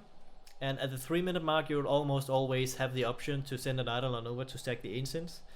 So he's one of the heroes that can, if you play him right and if you practice it, you can actually get away with stacking a bunch of camps, and it might be really good. And it might be the way to go now, since you're gonna be running out of creeps at some point. Then the stacks might be even more important than they were before. So it's something to think about. It's I'm gonna have to redo my Enigma jungle guide, along with every other hero in the game. So yay me. So Gyrocopter, he's kind of interesting actually, because the thing about Gyrocopter is, to begin with, he was like the troll hero. Nobody know what the hell was the point of this hero. Then they figured out, alright, he's actually a pretty good carry. But now they're kind of leaving him away from the carry spot. He is hard to play as a hard carry now, because it feels like there are just better options, and also his ability to clear ancients are just not that great. He's getting really hurt by the fact that the new neutral creep, the neutral ancients, that new creep, that it got HP regeneration aura, because he's really not that fast at killing the ancients. Normally he would need his team to help him a little bit. So he's not that great of a carry in my opinion. So the question is, how can you actually use a hero like Gyrocopter? People, or some of the teams, has been experimenting about maybe you can use him in some sort of roaming support role, and he definitely has the skill set to do that. So it's interesting to play him as a kind of support. And the other thing is, he can actually jungle fairly fast. It's not great, but he's one of the heroes that has a really low base damage but a lot of attack speed. So maybe that new Quilling Blade will actually be a little bit of a buff for him. It's hard to say, but I mean, he might actually get a few levels on the jungle, and then he can, maybe once he gets his level 3 or 4 or something, maybe he can transition into get a gank going. But starting him off in the jungle is interesting. And I think it might actually be something worth considering, even though you never hear about Gyrocopter jungling, but it could actually be a thing. Juggernaut is one of the heroes that would choke on jungle just a little bit, and then he could actually jungle pretty quickly. Like consistently, I could get my level 6 at 5 minutes, even before 5 minutes, at 4 something, just below the 5-minute mark, and that's actually kind of good on a Juggernaut. So he's definitely not a bad jungler, and maybe he's better now. I mean, it's hard to say. He can heal. He can benefit a lot from the shrine, for example, because he can use all his mana on the healing ward, and he can use all his HP to punch the creeps down, and then he can go and heal, and then he's good to go. He can maybe get through the other couple of levels, and then he got his level 6 and he's ready to gank. So Juggernaut might actually be a better jungler now. Keeper of the Light, one of my signature junglers, you might say. I have no idea. I mean, it's I'm gonna look into that later, but it's the actual high ground jungling is gonna be different now. But I can see it feels like the Radiant jungle is just better. It really feels that way to me, and it's gonna be very interesting if there's a lot of what I've missed on the dire side. But it feels like the Radiant is just where you want to play these French junglers, like for example Keeper of the Light, again closest to the mid lane, and the what used to be the hard camp close to the mid lane, which is now the medium camp. They switched around those two camps, but the 3 camps closest to your base, let's say it's like that. Those 3 camps might actually be something that Keeper of the Light can really work with. Maybe he can actually clear all those 3.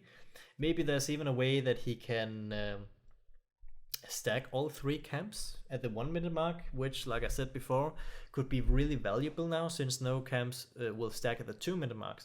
So if you can stack everything at the 1 minute mark, you'll have more stuff to work with. So maybe that's something you can do with Keeper of the Light now. So interesting. It's I'm not sure if he's ever gonna be as good as he was before. You could get a huge stack and you could kill it with Illuminate. The thing that really killed Keeper of the Light jungling, or at least made it less viable, was because of the change where the neutral creeps in the hard camp got a big stackable magic resistance aura, so which meant that it was a lot harder to kill with Illuminate. So that's something that killed it a little bit, but maybe it's all right. Maybe he can somehow stack both medium camps to some huge stacks, maybe even, and if he can do that, then it's easy to kill those. So there's still potential in this hero, especially as a jungler. I mean, the thing about Keeper of the Light is he is a really strong hero at repelling the enemy push, and he can be a really strong hero if you can get a fast scepter. So this is also something I'm gonna look into. He's not dead. The old guy is not dead. Definitely not. Conker is one of the last guides I made in the old patch rather, and he's a surprisingly good jungler. And you wouldn't think it by playing him but again, what I did is I really abused the tactical suicide, and this way I could get in there and kill the big stack, and that could give me a boost so I could get through the early couple of levels, which are gonna really difficult with Conker. But the thing you can do now with Conker is you can get a bottle, and you can use all your HP and mana, and then you can get a bounty rune, and then you can fill up a little bit, and then you can do the same thing. You can power jungle by really spamming some torrents and using your HP to kill a couple of camps, and then maybe you can get a TP scroll, and then you can, after you've refilled your bottle, then you can also go back to base and refill your bottle, and then If you manage to refill your bottle twice, then you will reach level 5 or something, and then you're good to go. As soon as you get level 4 or 5 with Conker, you really can jungle quite easily. So the thing is, you just need a couple of items to win with. You need somehow to tank, and you need some sort of region, and it's just hard to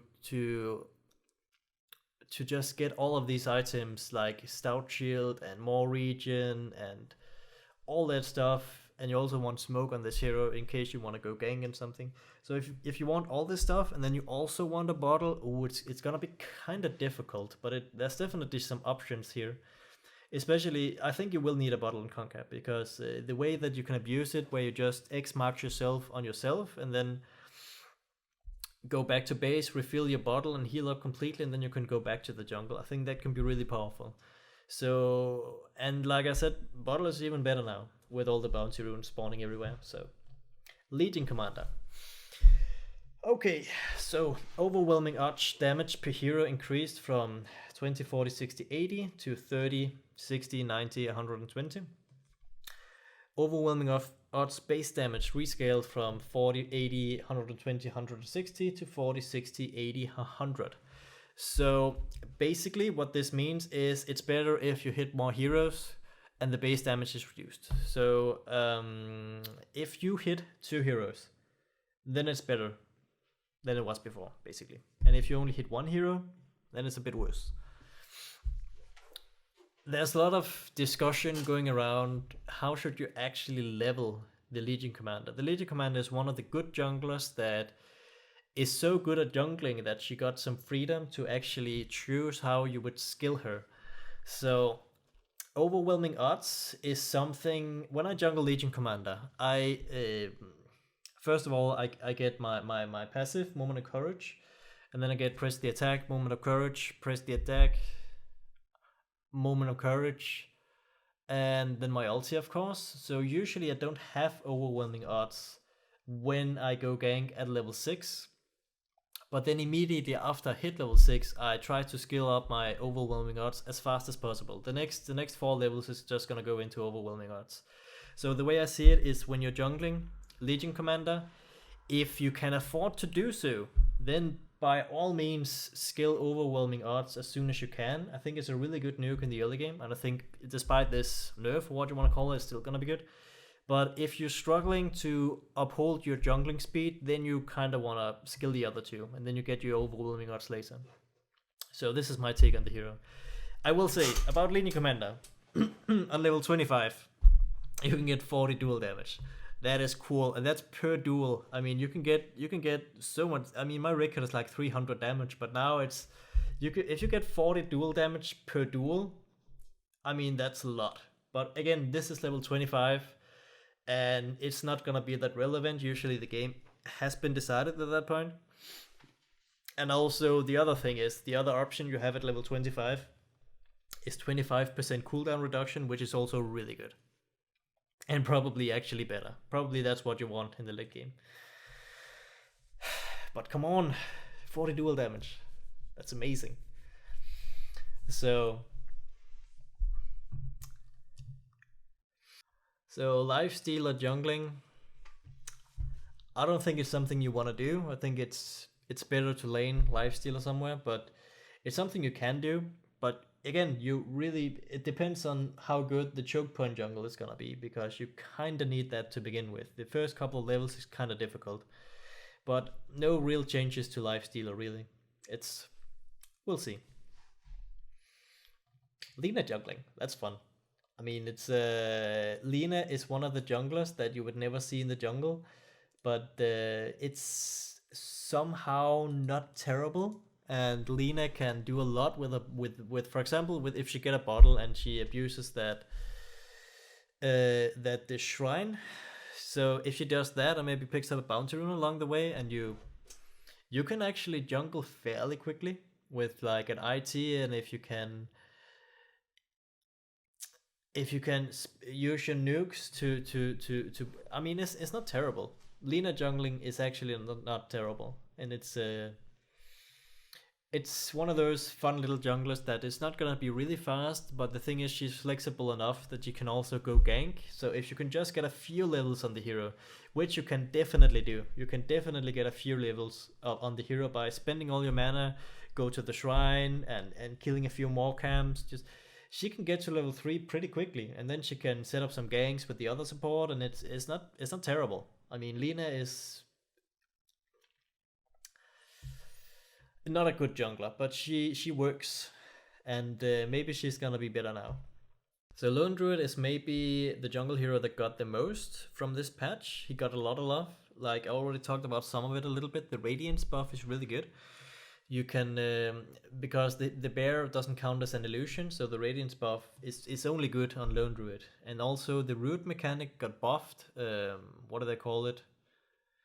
They call it just the root mechanic. You know, that mechanic that your bear does, entangle mechanic. I think it is called the root mechanic.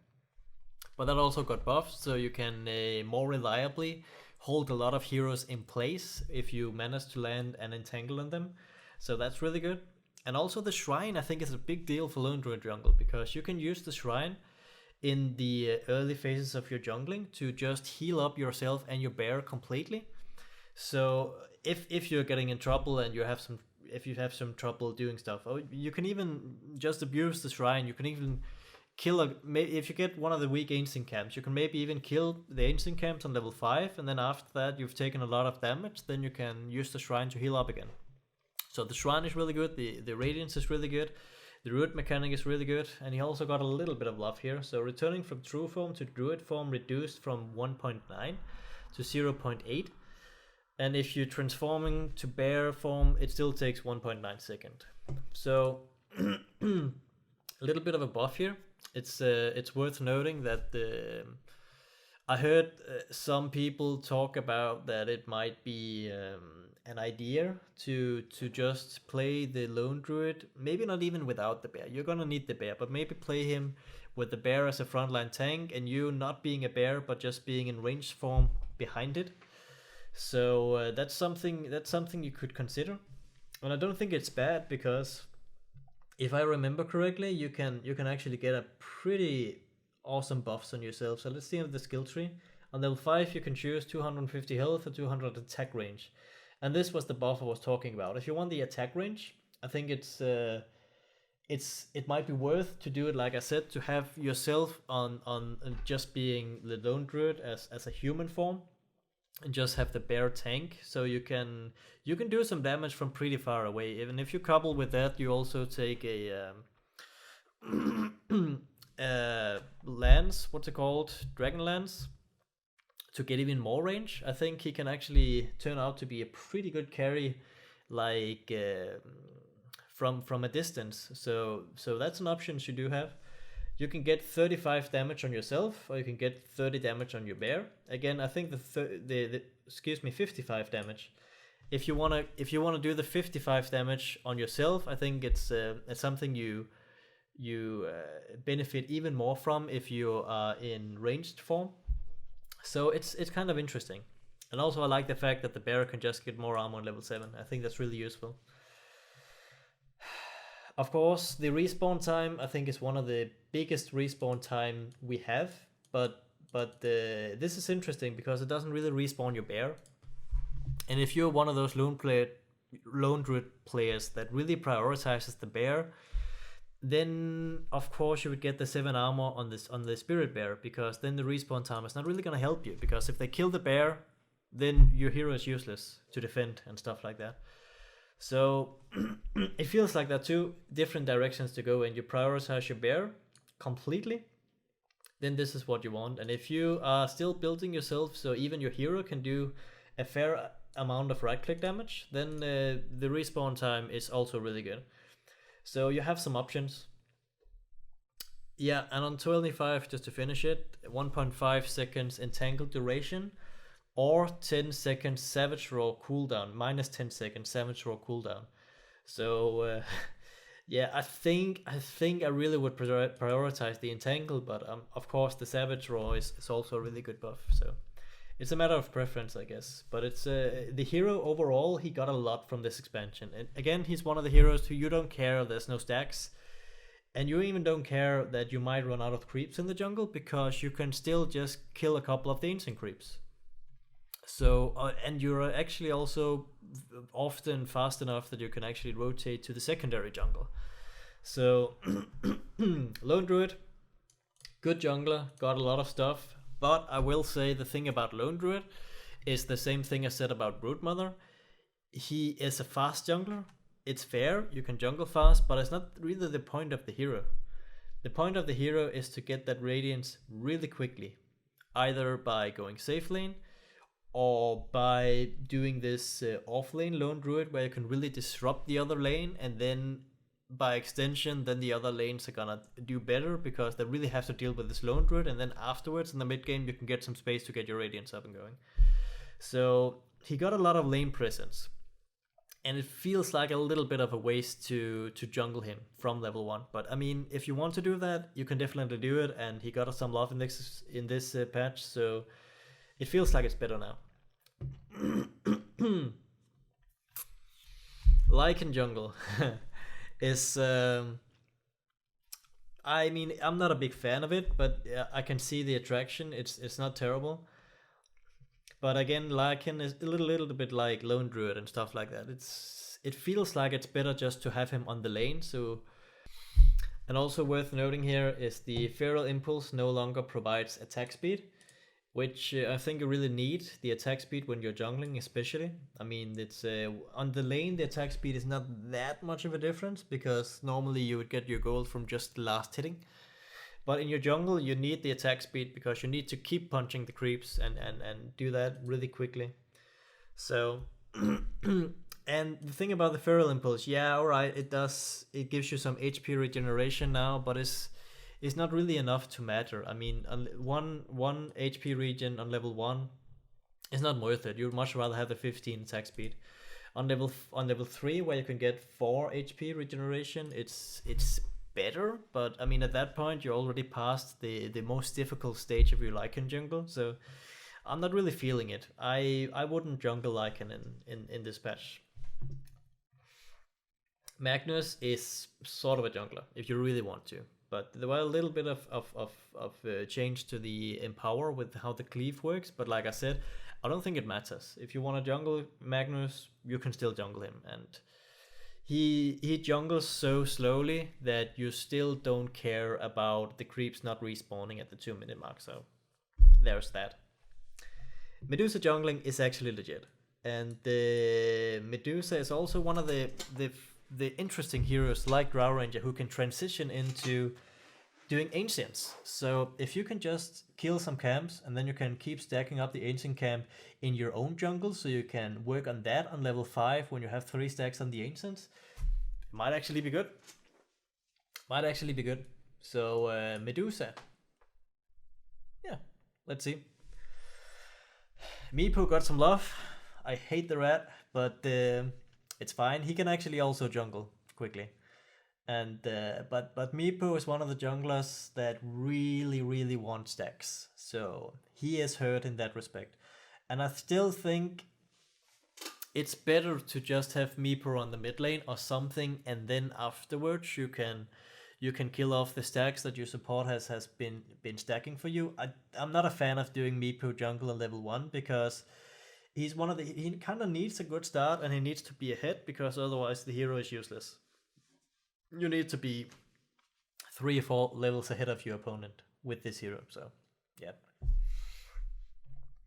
Mirana added a charge indicator for Mirana's ultimate Scepter Starstorm. That's good. It was a little bit annoying, but I mean, it's not a big deal. So Mirana feels like you can go in 2 different directions. You can do full spell damage, or you could go right click, and that's basically what you could do before. But what I mean is, like, the talent tree is kind of supporting this now. Like, you can get 8 agility if you want to go right click, and get some HP if you want to go in there, do your Starstorm. Spell amplification, obviously, if you want to do your full magic damage. Attack speed if you want to go right click, and you know, it's a trend. It's like there are 2 different ways to play Mirana. So the interesting thing here is that normally before, when you went complete late game with Mirana, and sometimes your Dagon, Ethereal Blade, Scepter, it kind of fell off, and then you wanted to sell off all those items to transition into more right click.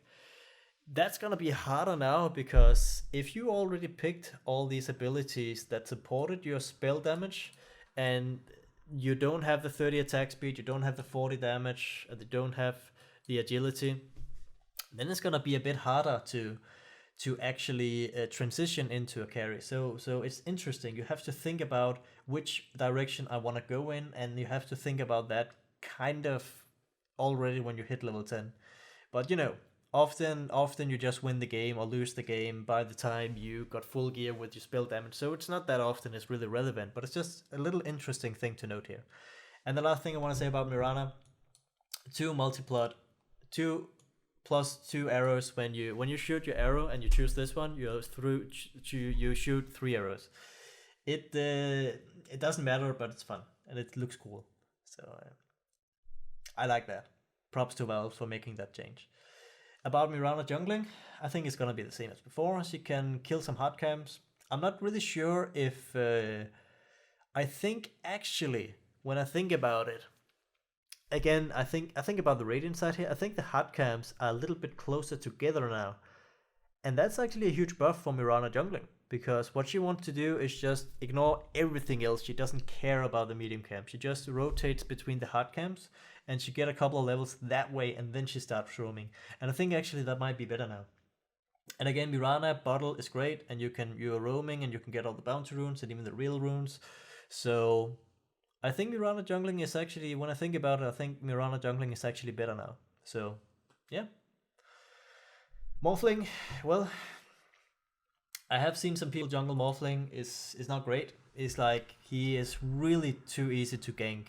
And I know that can be said about a lot of junglers, but if you are jungling Morphling, you usually go full agility and you have so little HP that it's ridiculous. But a few things I want to say about Morphling jungling. You can salve up while you're killing the creeps. You can just go full agility and have a bunch of tangos and healing cells on you, and you can heal up while you're killing the creeps. So that might be something you can abuse. And the other thing is the new Quelling Blade might be better on the early levels for a hero like Morphling, but it's still, nah, I don't think it's not very good. Nature's Prophet got changed in a little bit of balancing. I don't think this matters too much, but about his jungling capabilities, it's about the same. I don't think it matters that much. I don't think he's not really the born jungler. It's just too slow. And the thing about the Nature's Prophet, if you want to gank, you want a level in your Sprout, and you want possibly more levels in your TP, and then you don't really have the... that's great for offlane, because that's how you can do it, but you don't really want to have 2 or 3 levels in your treants, and that's kind of what you need if you are going to jungle. So I don't like Nature's Prophet in the jungle. I wouldn't jungle Nature's Prophet. I would put him on the lane somewhere, so he's better at ganking in the early game. Necrophos. However, I'm sure this is completely obvious, but from what most people would think, they would think, Nature's Prophet, fine, I can jungle. Necrophos, terrible jungler. I think it's the other way around. I like Necrophos a lot in the jungle, and I might be the only person in the world, but I really think Necrophos got some potential in the jungle. So, he got buffed in this patch, and this is worth noting, so let me go through that first. Reaper's Side Scepter upgrade, no longer disable buyback or deals extra damage. Reaper Side Scepter upgrade reduced. Cooldown from 55, 40, 25. Okay, so about the Scepter, I would say that's kind of an if, because the fact that you can disable buyback is really good, and it's usually as a way you could win late game. If you just manage to hit your ulti on the right hero and they can't buyback, that's how Necrophos is really good in the late game, and you can't do that anymore. So it's kind of sad. It's they're trying to make up for it, for the fact that his ulti got a lot less cooldown, and this is a big deal with the cooldown, but it's still kind of sad. It's still kind of overall a nerf, I think. But here is where he got buffed a lot. So Death Pulse now also provides 1, 3, 5, 7 HP mana point regen for 7 seconds for each unit you kill. So this is of course reminiscence to the old Sadist aura. So what they've done basically is they've taken Death Pulse and Sadist and making them into the same spell, make it into Death Pulse. So the damage of Death Pulse and the heal got reduced a little bit. So let me see here. Death Pulse damage reduced from 125, 175, 225, 275 to 80, 120, 160, 200. And the Death Pulse heal reduced from 70, 90, 110, 130 to 60, 80, 100, and 120. So the overall skill Death Pulse is worse, but the thing that is really good is that it's now combined with the Sadist Aura. And the Sadist Aura is not even nerfed that much if you want to take those two together. The old Sadist Aura, let me check. The old Sadist Aura is a duration of 6, and then it has, and then it gave you 2, 4, 6, 12 mana, and it gave you 1, 2, 3, 6 HP. And the new Sadist Aura, if you want to call it that, which is implemented in the Death Pulse, is 1, 3, 5, 7, both mana and HP. But this is for 7 seconds, so it's not that much worse than it was before. But the thing that's really good when it comes to Necrophos jungling is that before you we're kind of struggling to actually have enough levels for everything. Obviously, you want your aura, your Heartstopper aura, to do the heavy load for when you're jungling. You want to take your aura on level 1, and then you punch some creeps and get some stacks going. But then you also needed some Death Pulse, and then you also needed some Sadist. You needed all your 3 spells, and that's not good for when you're jungling, because then you can't really do one thing well. But now you can just max your Death Pulse as soon as possible, and do maybe 1 or 2 levels in your Heartstopper aura, and it feels like it's a much better it's a much better condition to jungle with Necrophos now, because you have only 2 spells you need rather than before you had 3 spells you need. So I think Necrophos jungling is still gonna be good. I mean, this was the plus side. He got buffed, like his jungle capabilities got buffed, I'm pretty sure.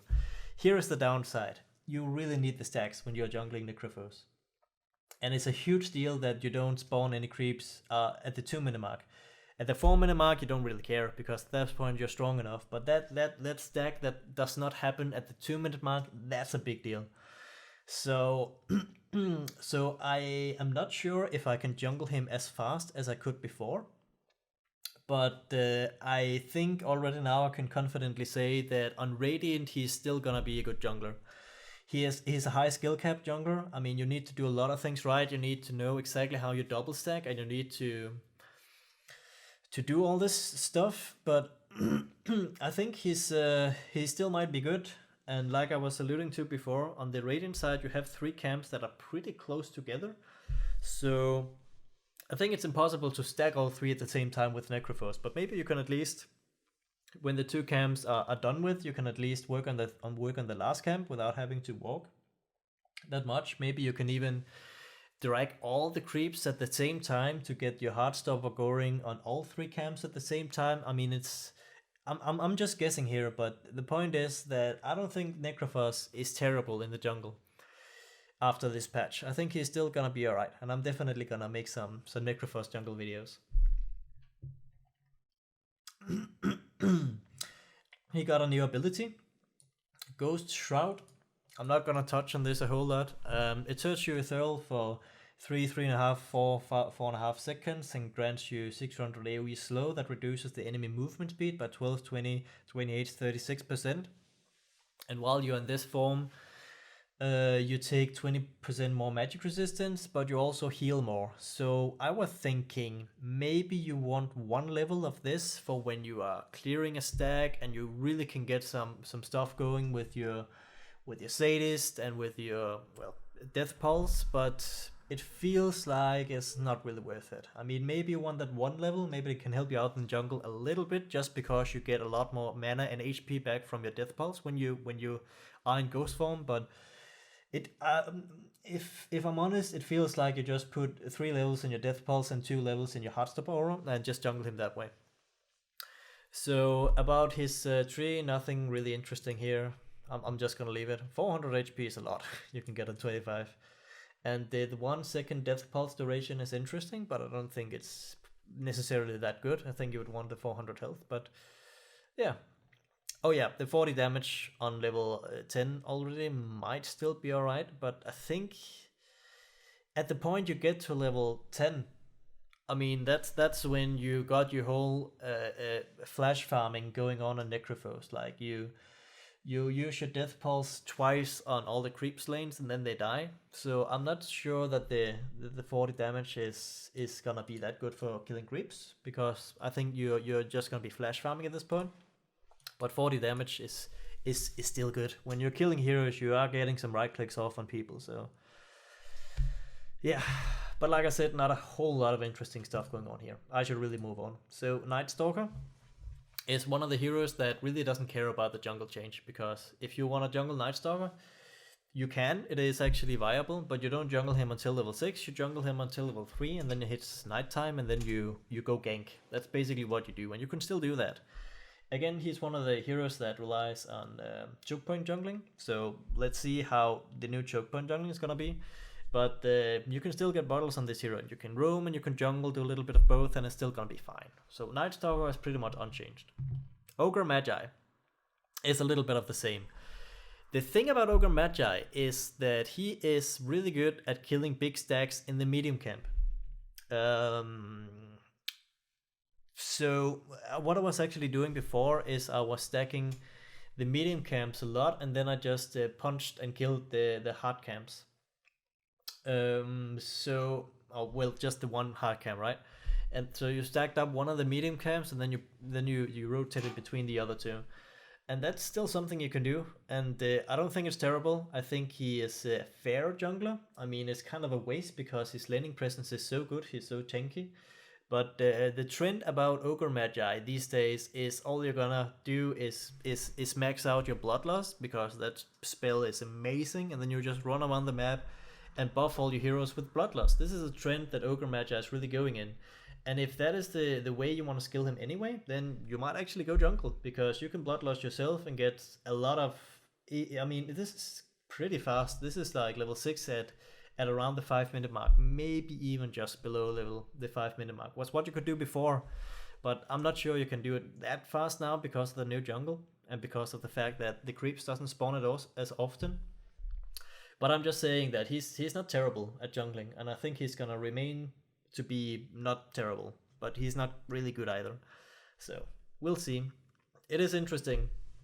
Again, it feels like you can go right click Ogre if you really want to. You can get some damage, you can get some health, you can get some stuff, but you really want to do the cast range, I feel, and you also really want to do the magic resistance. I mean, 40 damage is good, but I think in a real game it's just more important to stay alive and throw down your spells. You don't really right click that much when it gets down to it. I will say it is really interesting that you can get 40 Bloodlust attack speed. I mean, this spell is kind of why Ogre Magi is continuing to be picked. And it is interesting that you can get that when you hit level 25, that can be even better. So, yep. Omni Knight jungling is terrible. I'm not going to go too much into it, but I will say that the fact that you can... that the spell now is actually a BKB is huge. So the fact that Omni Knight got such a big buff and he still is a crabby laner, so you don't really know where you can put him, speaks a little bit to the option of maybe you can get him a few levels in the jungle, and then you can use the shrine to make him heal up and get all his mana back, and then you can get back and jungle a little more, and then maybe you can hit your level 3 or 5 fairly quickly, and then you can help your lanes. That might actually be an option, but he's not a great jungler. But just because the hero is so good and he's a crabby laner, maybe that's a reason why you might put him in the jungle sometimes. Phantom Assassin can jungle a little bit, but no, don't do it. Puck is actually a hero I had some ideas with to jungle, like where you did the same thing like you did with Mirana. You could stay on top of the hill and then you could attack the Ancients. You might actually still be able to do that on the dire side. On the new Ancient camp, maybe there's a way you can abuse this, so you can farm possibly farm a camp, and then afterwards you can use your orb to go to the high ground, and then you can attack the ancients. I mean, it remains to be seen, but it's an option. Maybe it's not terrible. Maybe it's not terrible. And I will say that Puck got this huge illusionary orb of doom, so it's fun. It's fun, and the 300 gold per minute is also fun.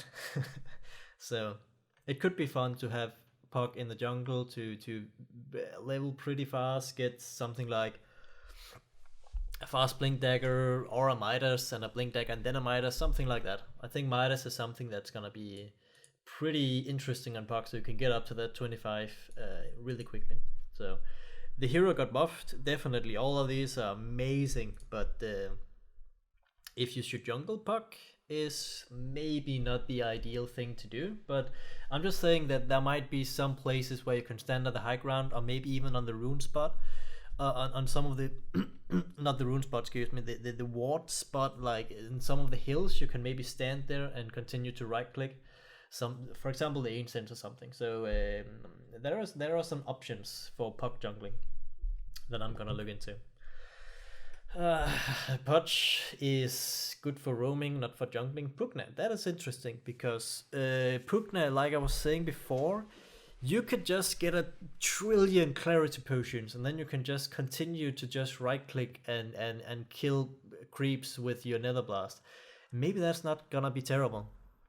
So again, I don't think it's gonna be a great jungler, but the fact that you have the option to just heal up completely by using the shrine, plus you have the option to just clarity all the time, means that you can throw out some more spells with Pugna. And that might actually be worth considering. The same with Queen of Pain. Is like Puck, there's some fringe options to use Queen of Pain in the jungle, where you just put it on the high ground, and at the same time you need to stack up some camps so you can kill them later with maybe even more clarities, and then some Scream of Pain. Yeah, I mean, it might be alright. The bad thing about jungling Queen of Pain is she's a good laner, so why the hell would you jungle her? The good thing is, it's like anti-mage. It's like, alright, you know there's a Queen of Pain jungling. You kind of don't care, because even if you try to gank her, how are we actually gonna kill her? She can blink. So there is that. It seems like here, by the way, that Queen of Pain is gonna go into some more heavy right click later on. Like with the 100 attack range and with the 35 intelligence, it's good for right click, and you can get more damage. And I mean, it's an option.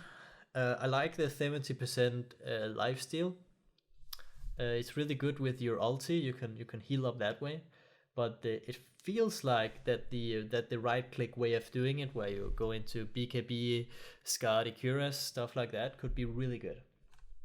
So it's gonna be fun to try. I'm not really sure if I'm gonna jungle Queen of Pain. I mean, I'm gonna try it. Let's see how good it is, but I doubt it. Rubik, there was some fringe jungling where you could take the creeps and pull it into the lane, and I think Valve have learned from their previous mistakes, and I don't think that's possible anymore. But it is a new patch, and maybe some weird, stupid jungling Rubik shit can still happen. So let's see. Sand King is a jungler that I'm definitely gonna make a guide on. I've been promising you guys that for some time, and I knew the patch was coming up, and I should have done it long ago, but then I knew the patch was coming up, and there was no point in making jungle guides the last couple of weeks. So yeah, I'm definitely gonna do a guide on Sand King, and I still think he might be alright as a jungler. The thing is that you really like stacks with Sand King, and so question is, how good can he be? But when that is said, I mean, the Caustic Finale, if you just level up that and jungle with that, it's not terrible, but I still don't think he's like great as a jungler, but I think he can work. But I mean, yeah, it remains to be seen. Shadow Demon, The hardcore jungling Shadow Demon is not great, but the Shadow Demon, the way he can thrive right now in the jungle is that he is one of the few heroes that can actually legitimately stack a crap load of camps at the same time. So at the 1 minute mark, he can stack 4 camps at the same time, maybe even 5 camps at the same time using Shadow Poison. Maybe he can even stack the Ancients on top of all of this. So a support Shadow Demon that's hanging around in the jungle, stacking up camps, that is something we could see. But, the big thing about Shadow Demon is illusions in general got nerfed, which means that he got nerfed heavily. So, yeah. But then again, we have 400 purge damage, or we have... I don't think the Shadow Poison, you're not gonna get allowed to stack up that much Shadow Poison in the late game at 25, but 400 damage, demonic purge damage. And if you have a scepter, you have a lot of these demonic purges, and they might be alright. I mean, it's cool, but the main thing about Shadow Demon here is it's really valuable for heroes that can stack a crap lot of camps at the same time, because that's the way you can still make stacks for your carries now. So Shadow Demon is great for that, but he's also trash now because Illusions got nerfed. So sniper jungling, like I was saying, it's not horrible, but it's not really good. So might be worth to try and see if the new Quelling Blade is gonna make it a little bit better for him, but this I don't think so. It's not great. Spectre jungling is also something you can do, but again, it's not great. I mean, if you really want to jungle, you should pick some of the heroes that are really great at jungling, that can get fast levels. Otherwise, it feels like it's a waste to do it. So the same thing with Storm Spirit. I actually did a lot of Storm Spirit at some point, Storm Spirit jungle that is, and it was alright, but you really need to hit your level 6 before the 5 minute mark, or maybe at the 5 minute mark, 5:13 or something at the latest. If you can't do that, then there's no point. So Storm Spirit again is one of those heroes that really benefit from a bottle, and he also really benefits from the fact that you can heal up with the shrine. So maybe there's a little bit of options there.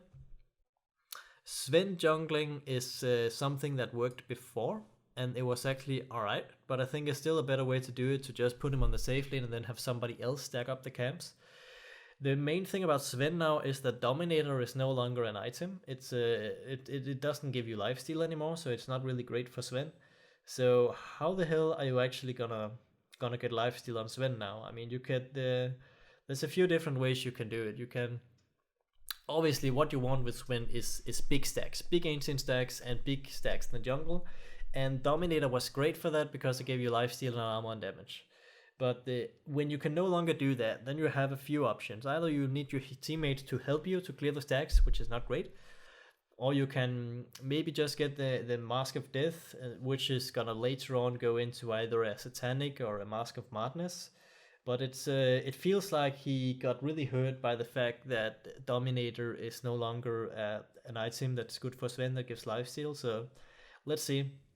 Level 1 jungling Sven is not something I'm a fan of. I mean, I tried it and it's actually not terrible, but I just think it's better to just put him on the safe lane.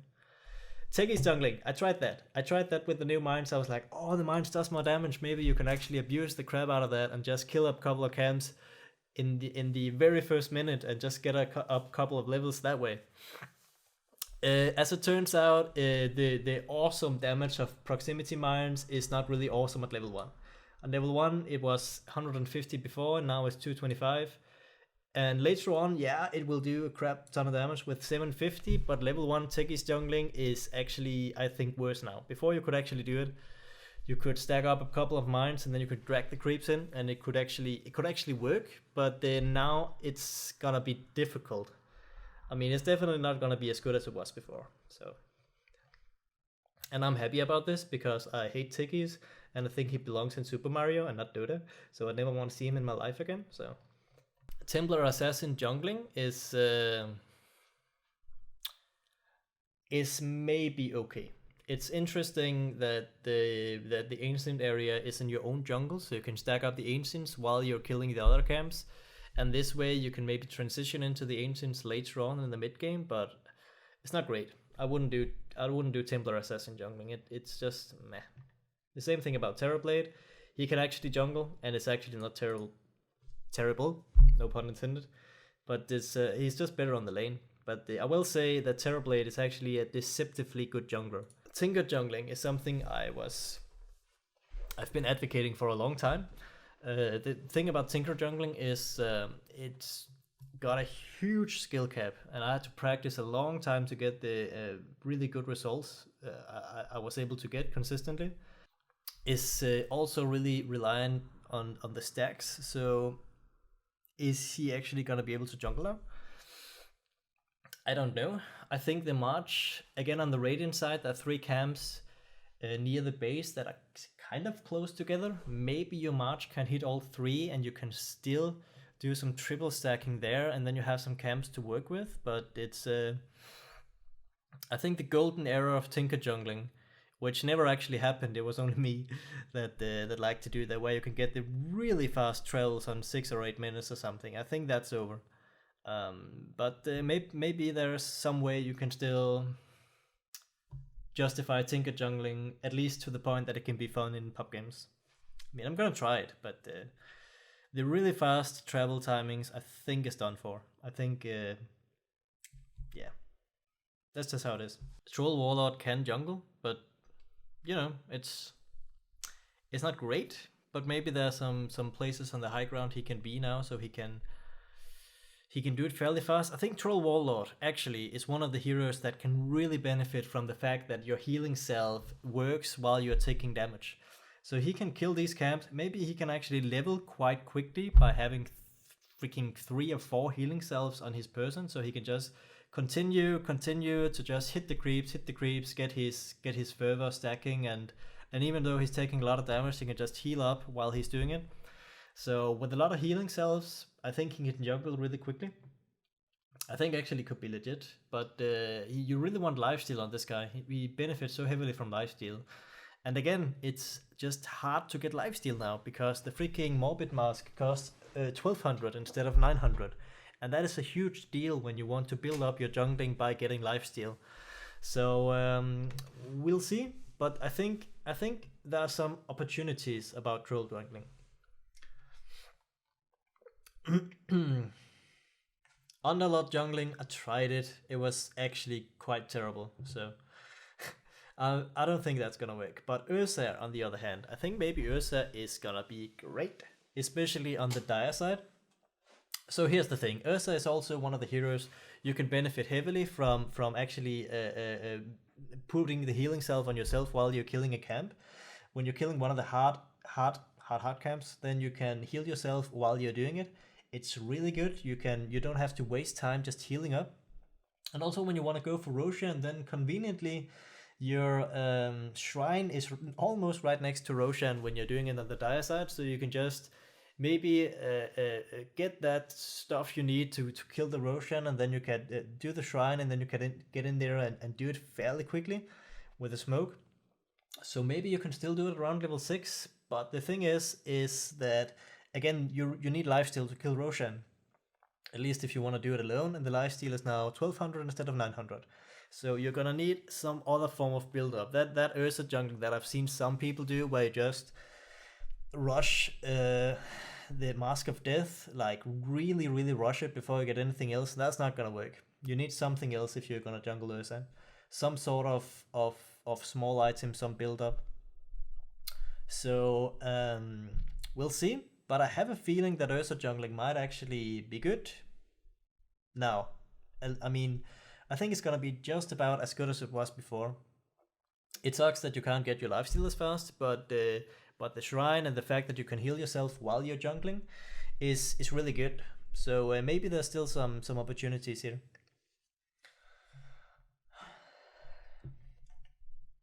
Venomancer, I think, is maybe the last of the really good junglers that I am going to cover here. And I mean it in every sense of the word. It is a really good jungler. He is really fast, and he is very good with these wards. It's hard to gank Venomancer in the jungle because he got all these wards. So they're gonna take a lot of damage and a lot of poison damage if they actually try to gank you. And if you play it right and you just let the wards do the work, then you won't really tank, so you won't even be a low HP if they come for you. So Venomancer is one of the fastest jungler, at least before the patch, and I think he's gonna continue to be so. And the the thing that really gives me high hopes for Veno jungling is that you don't really care that the camps don't spawn at the 2-minute mark. I mean, first of all, you stack up a couple of camps on the 1-minute mark. So you have some camps to work with, and then all of these stacks, you are killing them slowly with your wards, and when you are done doing that, then you're actually in a position you can transition directly to the ancient area, or at least you can kill one other camp, and then you can stack the ancients, and then you can finish killing the camp, and then you can go to work on your what then would be a double ancient camp stack. And Venomancer is one of the heroes that can do that, because if you place your wards correctly, then I think it might actually be possible to continue to kill the ancients fairly quickly. Maybe you would need to wait until you're level 5, but I think maybe you can actually get away with doing it even sooner. So if you run out of camps in your jungle, then it's definitely an option. You can continue to farm up the ancients, so that's a buff, I think. So let's see. Veno jungling is still gonna be a thing, I'm pretty sure. Wraith King jungling is something you can do, and I don't see any reason why you shouldn't be able to do that still. It's still gonna be fine. I mean, you do it the same way you did it before, like with an Iron Talon, and I prefer to get the Stout Shield, and then you just get some trits and a lot of regen, and continue from there. And then usually you max your crit and just have all the lifesteal you need, maybe 1 level in your stun to just use your mana a little bit to do some damage. It's a matter of preference, but bottom line, Wraith King jungling is not awful, and is about your level 6 in around 5 minutes, maybe a little less than 5 minutes. So he's just in the area where you can maybe say, yeah, it's alright. And I think that's gonna be the same now. I mean, he jungles so slowly that he doesn't care that you're gonna be missing camps, pretty much. So yeah. Zeus. The only thing I want to say about Zeus and jungling is that the clarity spam Zeus jungling is something I'm gonna try, but I don't think it's gonna work. But it's interesting, because especially a hero like Zeus that can just keep claritying and keep spamming your spells in the jungle, I don't think it's gonna do enough, but it's interesting. I even tried to kill the ancient camp with Zeus, and that's terrible. It takes a million years, but it's I mean, after the ancients no longer is magic immune, they take damage from both the arc lightning and the passive. God, what's it called? Static field, I think. Anyway, Zeus's passive and Zeus's arc lightning works on the ancients now. So I was wondering if you could stack up the ancients completely and then kill it later on. I wouldn't do that. It's not good enough, and even with all the clarity and bottling in the world, it's still terrible. And the same thing about Tinker, by the way. I don't think I mentioned that. I also tried Tinker to clear the stacks, to clear the ancient stacks with Tinker, and that was also quite terrible. So yep. So let's just look at the new map here in the end. I think I covered everything I wanted to cover in the actual patch analysis. So prepare for battle. I'm just watching a replay of myself checking some stuff out with Daxia. Like I said, unfortunately, the ancient area, you cannot use your vacuum to stack them onto this hill. This is what I was talking about. It would be really funny if you could do it, and it would be like the next unlimited stacking video. But unfortunately, the ancients do not care about vacuum, so Valve did their homework on that one. So that's very unfortunate. That would have been a lot of fun. What you can do, and I think I'm gonna do that later in this replay, is take this camp and stack it onto the hill here. But that's, I mean, it's not great, but you know, if that's fun and you can, then technically you can still do the unlimited stacking. But it's not very efficient. That's the way I see it. But and also this camp you can stack it onto that hill, and there's a bit other stuff like that you can do around the map. But here is where Daxia could be really good jungler. He got this ability search, So even though the creeps doesn't spawn at the 2-minute mark, he can stack a lot of camps at the same time at the 1-minute mark. And he can do this technique I call delayed stacking, where he puts his... I'm gonna have to make a video about this, but you can stack a lot of camps at the same time with Darkseer. By abusing the fact that when the creeps run back to their camp, they will chase you again because they still have the Iron Shield on. So you can stack a lot of camps at the same time. So I think Darkseer jungling is actually good because Darkseer is also a hero that can really benefit from the fact that you can do what you call it, healing cells and clarities on yourself. So he's definitely, look at me, I'm trying like an idiot. I'm like, come on, work. It doesn't work.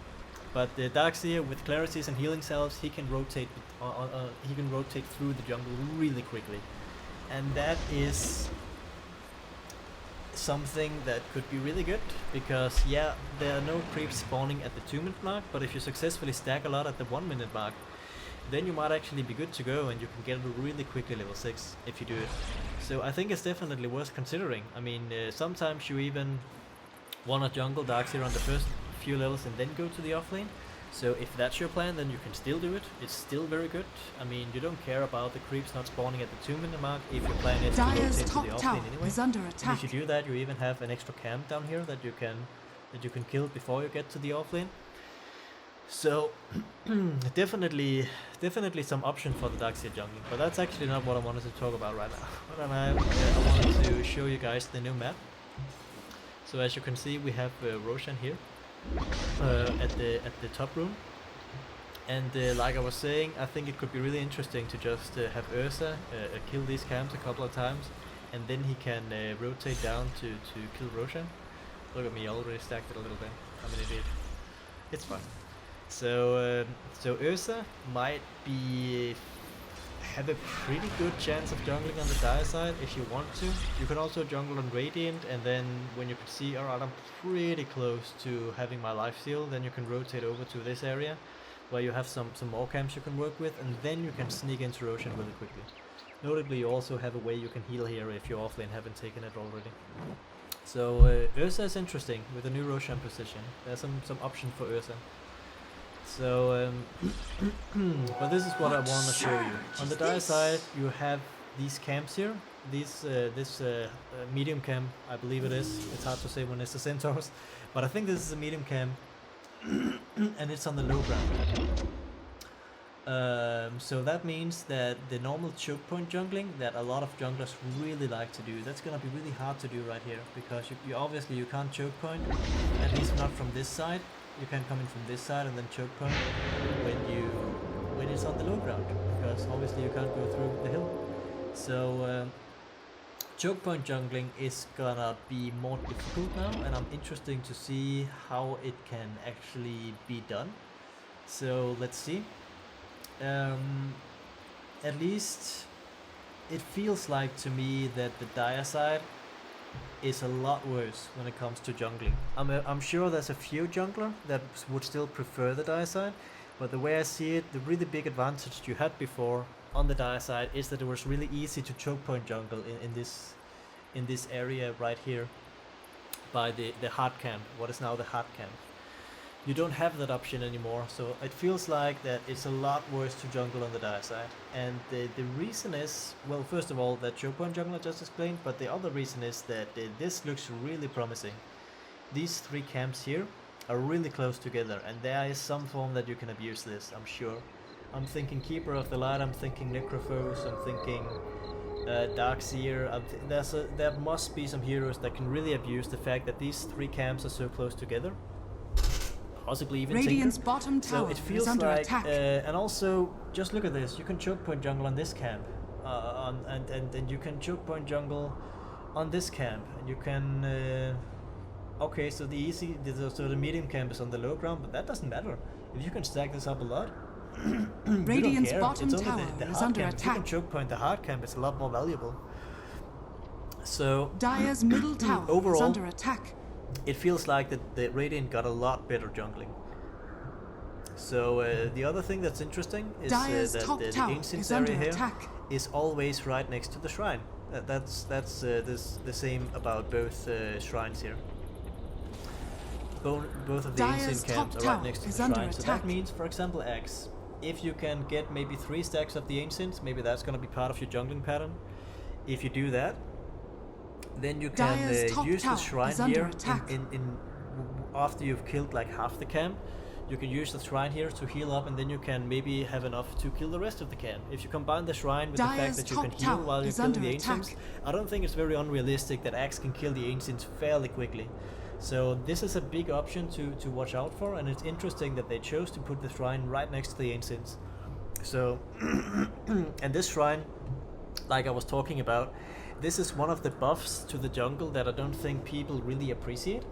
The thing, when you're jungling here, for example, in these 3 camps, and you're getting ganked, then before it was really difficult for your team to actually help you. They would have to TP into the mid tower, and then like run to get to you, or they had to TP in here and then run, and maybe they could just kill you and get out. But now they can, there's a shrine in a more central place in the jungle, so, and you can TP to this shrine. So if they're ganking you down here, then they can TP to the shrine and they can go in and help you. And I think that's really valuable. And also it's also if you're like getting caught, well, when you're here for some reason, maybe you're going for the rune and then you're getting caught, then the shrine is really close to you and you can escape to the shrine.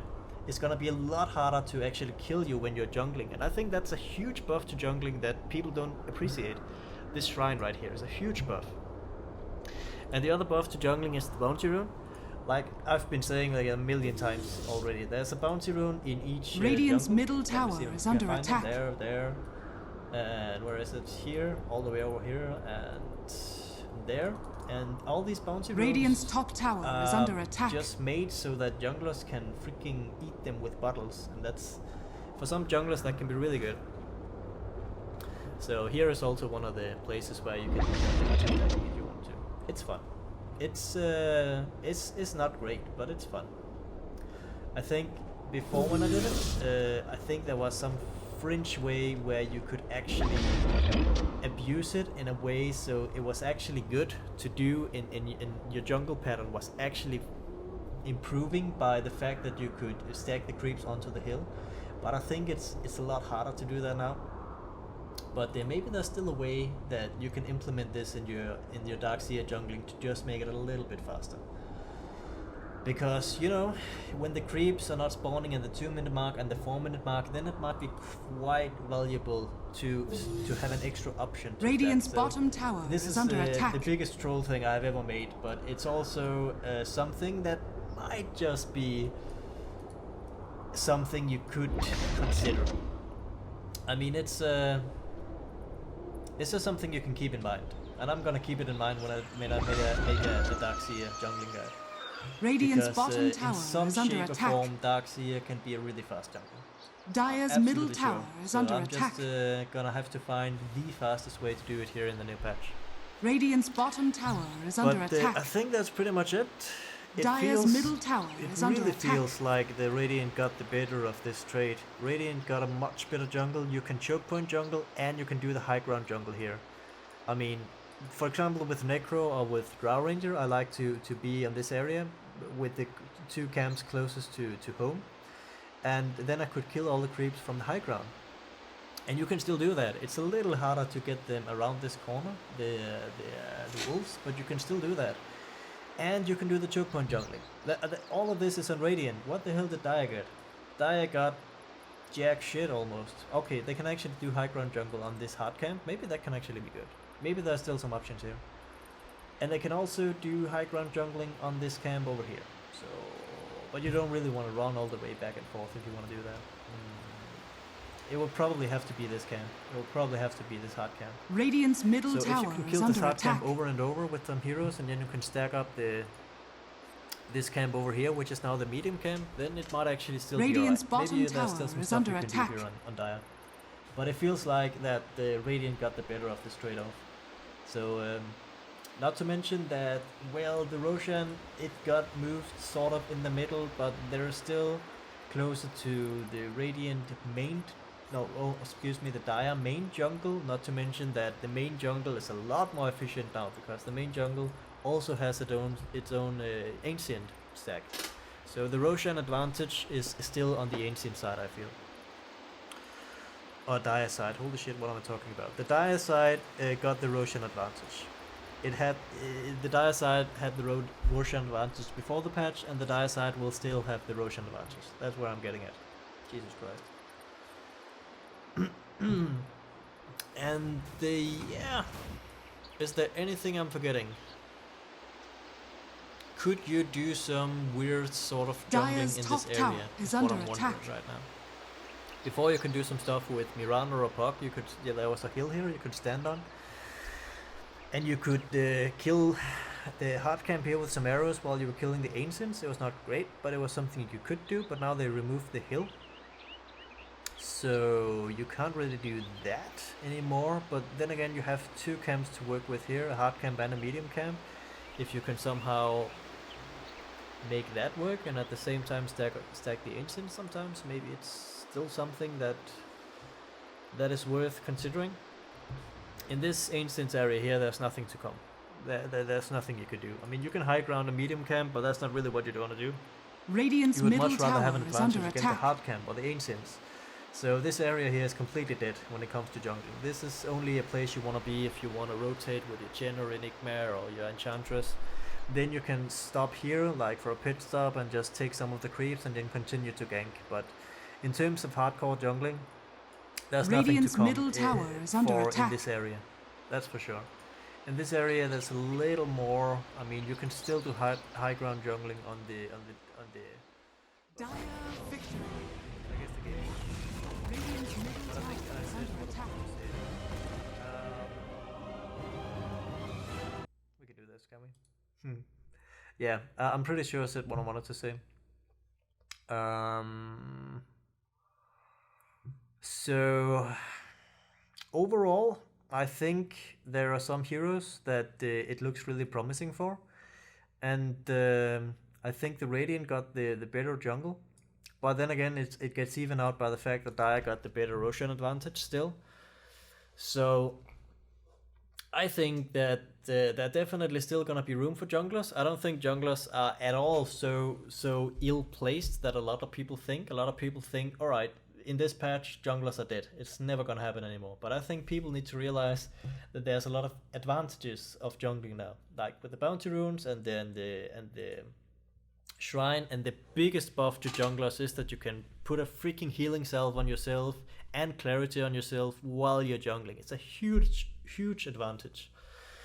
And also your level 6 gets going a little bit faster, and yeah, I mean, I'm hopeful. I think there's still a lot of potential for junglers in the news patch, and I'm gonna be looking forward to make a lot of jungling guides for you guys. I'm gonna have a more time of my hands now, so I'm gonna do my best to make all the jungle guides as fast as possible, so I can give you guys what you want, and that is the jungle guides that I'm making. So that is something I'm gonna do now. It's gonna be. I'm gonna try to do this as fast as possible. Yeah. I'm definitely gonna be uploading videos more often than I did before.